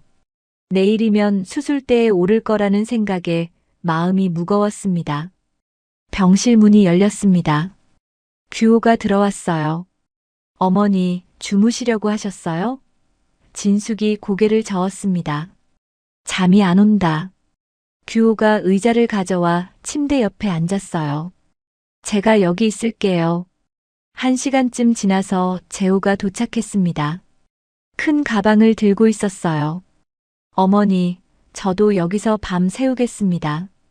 진숙이 놀라며 말했어요. 괜찮다. 집에 가서 쉬어라. 하지만 재호는 고개를 저었습니다. 아니에요. 제가 여기 있고 싶어요. 새벽 5시쯤 찬호도 병실에 도착했습니다. 어머니, 주무셨어요?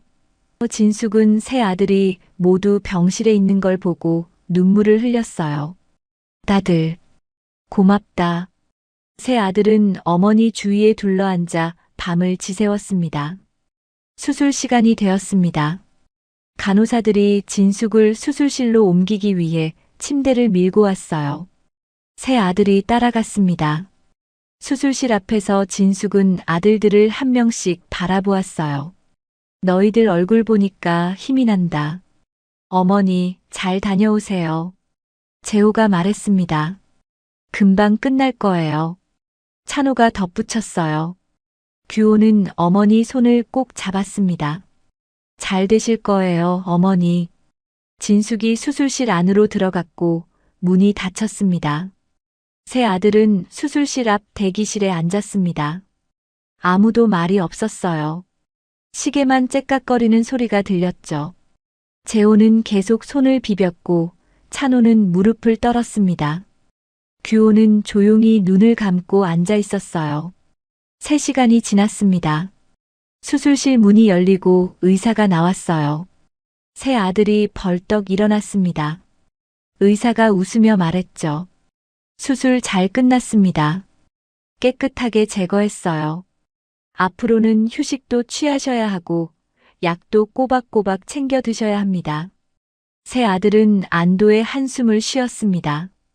규호가 정말 다행이다 하고 중얼거렸어요. 재호는 두 손으로 얼굴을 감쌌습니다. 찬호는 천장을 올려다보며 깊은 숨을 내쉬었죠. 긴장이 풀리자 눈물이 났습니다. 회복실로 옮겨진 진숙을 보러 갔습니다. 아직 마취에서 깨어나지 않은 상태였어요. 새 아들은 어머니 침대 주위에 앉아 기다렸습니다. 한참 후 진숙이 천천히 눈을 떴어요. 아, 아들들. 목소리가 약했습니다. 어머니. 새 아들이 동시에 대답했습니다. 진숙은 아들들을 보며 미소 지었어요. 나 왔구나. 규호가 어머니 손을 잡았습니다. 네, 어머니. 우리 다 여기 있어요. 수술 잘 끝나셨어요. 며칠간 회복 기간이 이어졌습니다. 재호가 간병인을 고용하겠다고 했어요. 하지만 진숙이 거절했습니다. 그러자 새 아들이 자처해서 번갈아 간병을 했어요. 낮에는 찬호가, 저녁에는 재호가, 밤에는 규호가 어머니 곁을 지켰습니다. 식사도 챙겨드리고 산책도 함께 했어요. 복도를 천천히 걸을 때 아들들이 양옆에서 부축했죠. 천천히 걸으세요, 어머니. 괜찮으세요? 일주일 후 퇴원 날이 왔습니다. 집으로 돌아가기 전 진숙은 병원장을 만나고 싶다고 했어요. 아들들이 의아해했지만 어머니를 모시고 병원장실로 갔습니다. 병원장이 반갑게 맞이했죠. 회장님, 너무 다행입니다. 진숙이 말했습니다. 원장님, 제가 기부를 하나 하고 싶습니다. 병원장이 놀라며 물었어요. 기부요? 진숙이 고개를 끄덕였습니다. 암 환자 치료 기금을 만들고 싶습니다. 경제적으로 어려운 암 환자들을 돕는 기금이요. 김진숙 암 환자 희망 기금이라고 이름 짓고 싶습니다. 진숙의 목소리는 확고했어요. 병원장이 감동한 표정으로 말했습니다. 정말 감사합니다, 회장님. 많은 환자분들에게 큰 도움이 될 겁니다. 진숙은 며칠 내로 거액의 입금을 약속했어요. 집으로 돌아와서 며칠 후 진숙은 새 아들을 불렀습니다. 너희들에게 할 말이 있다. 새 아들이 거실에 모였어요. 진숙은 진지한 표정으로 말했습니다. 내 남은 재산을 어떻게 할지 결정했다. 이미 너희들에게 준 지분 5%씩과 현금 30억씩은 너희 것이다. 하지만 그 외 모든 재산은 내가 죽은 뒤에 전부 기부하려고 한다. 진숙의 말에 재호와 찬호가 놀랐어요. 어머니, 그게 얼마인데요? 재호가 물었습니다. 진숙이 대답했어요. 정확히 계산해보지는 않았지만 꽤 될 거다. 회사 지분은 처분할 수 없으니 제외하고 그렇게 하려고 한다. 찬호가 당황하며 말했습니다. 그걸 전부 다요? 진숙은 고개를 끄덕였어요. 그래. 암 환자 기금으로 쓸 거다. 이렇게라도 해야 내 마음이 편할 것 같구나. 재호가 하지만 어머니 하고 말하려다 멈췄습니다. 찬호도 입을 다물었어요. 두 사람 모두 충격을 받은 표정이었죠. 하지만 규호는 조용히 고개를 끄덕였습니다. 어머니 마음이 불편하셨던 거죠? 진숙이 규호를 보며 눈물을 흘렸습니다. 그래. 알아줘서 고맙구나. 규호의 손을 꼭 잡았어요. 거짓말로 암을 이용했던 게 너무 마음에 걸리는구나. 진짜 암 환자들한테 미안했어. 그분들 고통을 내가 함부로 이용한 거니까. 그래서 내가 벌을 받는구나 싶었지. 재호와 찬호는 아무 말도 하지 못했습니다. 규호가 말했어요. 좋은 결정이세요, 어머니. 어머니 뜻대로 하세요. 진숙은 새 아들을 바라보았습니다. 미안하다. 너희들한테 더 많이 남겨주지 못해서. 규호가 고개를 저었습니다. 어머니, 이미 충분히 주셨어요. 저는 괜찮아요. 재호와 찬호도 천천히 고개를 끄덕였어요. 네. 어머니 마음 편하신 게 중요하죠. 진숙은 아들들의 얼굴을 하나하나 바라보며 조용히 미소 지었습니다.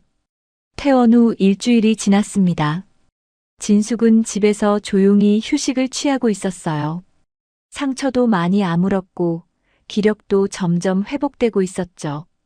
아들들은 매일 전화를 했습니다. 어머니, 오늘은 어떠세요? 약은 드셨어요? 진심 어린 걱정이 담긴 목소리였어요. 어느 날 오후 규호가 집에 들렀습니다. 어머니, 날씨 좋은데 어디 좀 나가 보실래요?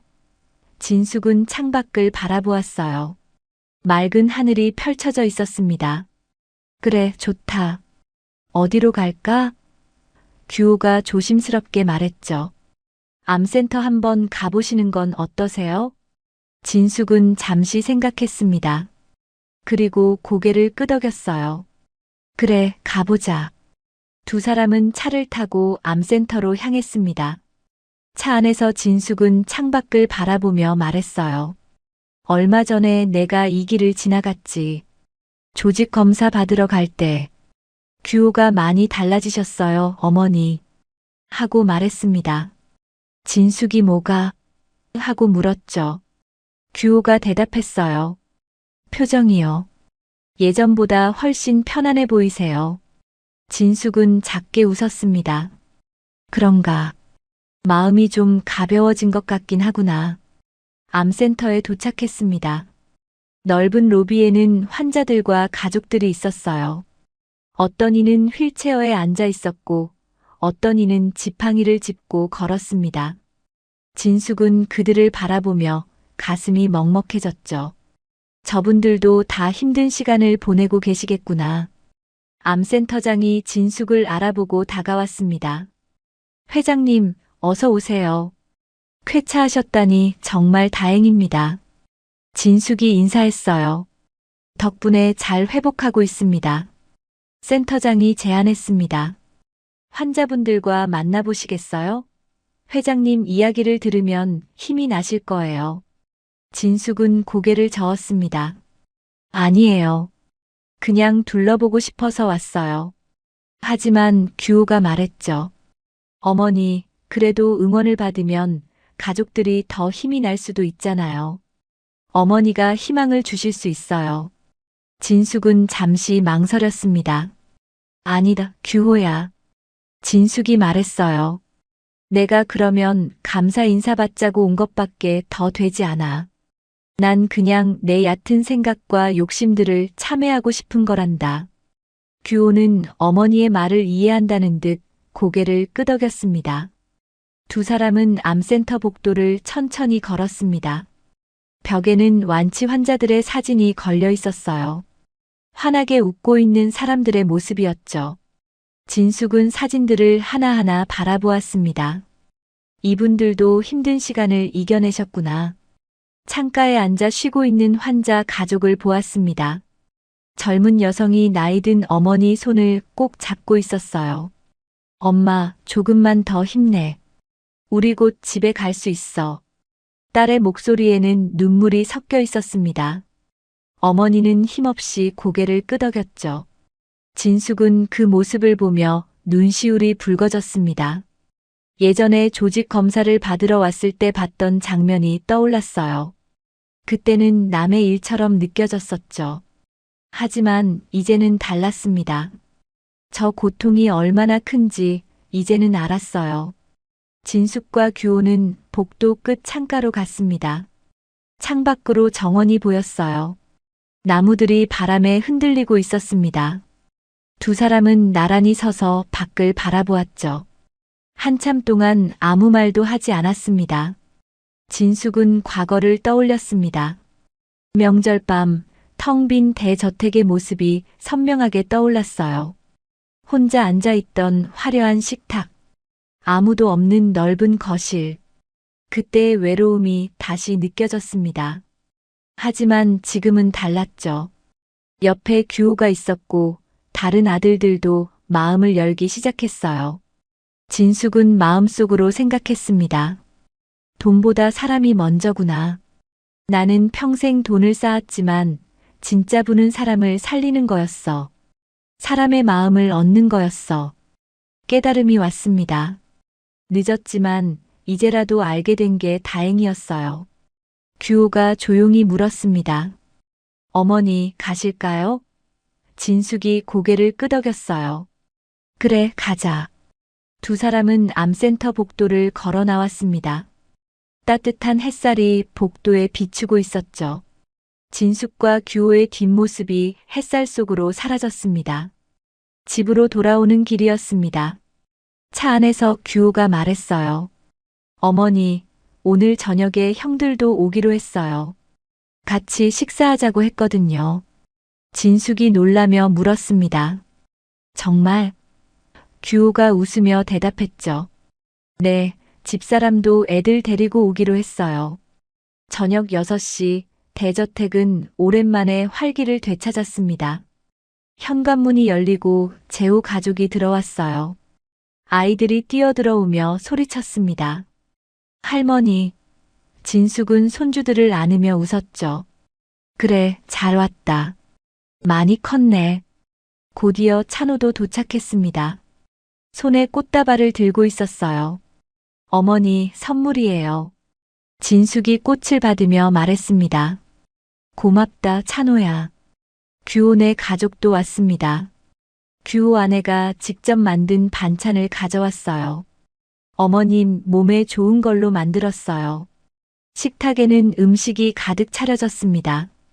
예전 명절 때처럼 풍성한 상이었어요. 하지만 이번에는 달랐습니다. 모두가 함께 있었죠. 진숙은 식탁에 둘러앉은 가족들을 바라보았습니다. 큰아들 가족, 둘째 아들, 막내 가족. 모두가 웃고 있었어요. 자, 다들 많이 먹어라. 진숙이 말했습니다. 손주 중 하나가 물었어요. 할머니, 이제 다 나으신 거예요? 진숙이 손주 머리를 쓰다듬으며 대답했습니다. 그래, 할머니 이제 괜찮단다. 손주가 환하게 웃었죠. 다행이다. 식사하는 동안 웃음소리가 끊이지 않았습니다. 재호가 어렸을 때 이야기를 꺼냈어요. 어머니 기억나세요? 제가 초등학교 때 운동회에서. 찬호도 거들었죠. 형은 그때 넘어져서 꼴찌했잖아. 모두가 웃었습니다. 규호는 조용히 어머니를 바라보며 미소 지었어요. 진숙도 규호를 보며 눈짓을 보냈습니다. 고맙다는 뜻이었죠. 이 모든 게 규호가 있었기에 가능했으니까요. 규호는 고개를 끄덕이며 웃었습니다. 식사가 끝나고 모두 거실로 자리를 옮겼습니다. 손주들은 TV를 보고 어른들은 차를 마시며 이야기를 나눴어요. 큰 며느리가 말했습니다. 어머님, 요즘 표정이 정말 좋아 보이세요. 진숙이 웃으며 대답했죠. 그래, 마음이 편해져서 그런가 보다. 밤이 깊어갔습니다. 하나둘 집으로 돌아갈 시간이었어요. 재호가 말했습니다. 어머니, 다음 주에 또 올게요. 찬호도 저도 자주 오겠습니다. 하고 약속했죠. 규호는 제가 내일도 들를게요, 어머니. 하고 말했습니다. 가족들이 모두 떠나고 진숙은 혼자 거실에 앉았습니다. 하지만 이번에는 외롭지 않았어요. 마음이 따뜻했습니다. 오늘 저녁의 웃음소리가 아직도 귓가에 맴돌았죠. 진숙은 창밖을 바라보며 조용히 미소 지었습니다. 이게 진짜 부자구나. 진숙은 생각했어요. 돈이 아니라 사람. 사랑하는 사람들과 함께하는 것. 그게 진짜 부였어. 평생을 재산을 모으는 데 집중했지만 정작 중요한 건 사람이었습니다. 이제야 깨달았지만 늦지 않았어요. 몇 년이 흘렀습니다. 김진숙 암환자 희망 기금은 계속 운영되었어요. 많은 환자들이 이 기금의 도움을 받아 치료를 받았습니다. 경제적으로 어려워서 치료를 포기하려던 사람들에게 희망이 되었죠. 새 아들은 어머니를 자주 찾아뵀습니다. 일주일에 한 번이 아니라 더 자주 왔어요. 의무가 아니라 진심으로 어머니를 보고 싶어서였죠.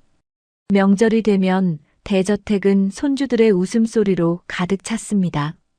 예전의 따뜻함이 돌아온 거였어요. 진숙은 행복했습니다. 암을 겪으면서 잃은 것도 있었지만 얻은 것이 더 많았어요. 진짜 부가 무엇인지 알게 되었고 가족의 소중함을 깨달았습니다. 그리고 자신의 재산으로 다른 사람들을 도울 수 있다는 보람도 느꼈죠. 석양이 정원을 물들이고 있었습니다. 붉은 빛이 나무들을 비추고 있었어요. 진숙은 하늘을 올려다보며 생각했습니다. 진정한 부자는 돈을 많이 가진 사람이 아니라 많은 사람의 삶을 살린 사람이구나. 김진숙 회장은 그 후로도 10년간 암기금을 통해 3,000명이 넘는 환자를 도왔습니다. 경제적 어려움 때문에 치료를 포기하려던 사람들에게 희망을 주었죠. 그리고 가족들과 행복한 시간을 보내며 여생을 살았습니다. 진숙이 세상을 떠난 날 장례식장에는 수많은 사람들이 찾아왔습니다. 기금의 도움을 받았던 환자들과 그 가족들이었어요. 회장님 덕분에 살았습니다. 회장님이 희망을 주셨어요. 눈물을 흘리며 감사를 전했습니다. 새 아들은 어머니가 남긴 뜻을 이어받았습니다. 기금을 계속 운영하며 더 많은 사람들을 도왔어요. 그리고 그들도 깨달았습니다. 어머니가 알려주신 진짜 부의 의미를. 돈이 아니라 사람, 그것이 진정한 부라는 것을 말이죠. 오늘 이 사연이 당신의 마음에 따스한 감동을 남겼다면 앞으로도 찾아뵐 수 있도록 구독과 좋아요 부탁드립니다. 오늘도 여울목 인생사연과 함께 해주셔서 고맙습니다.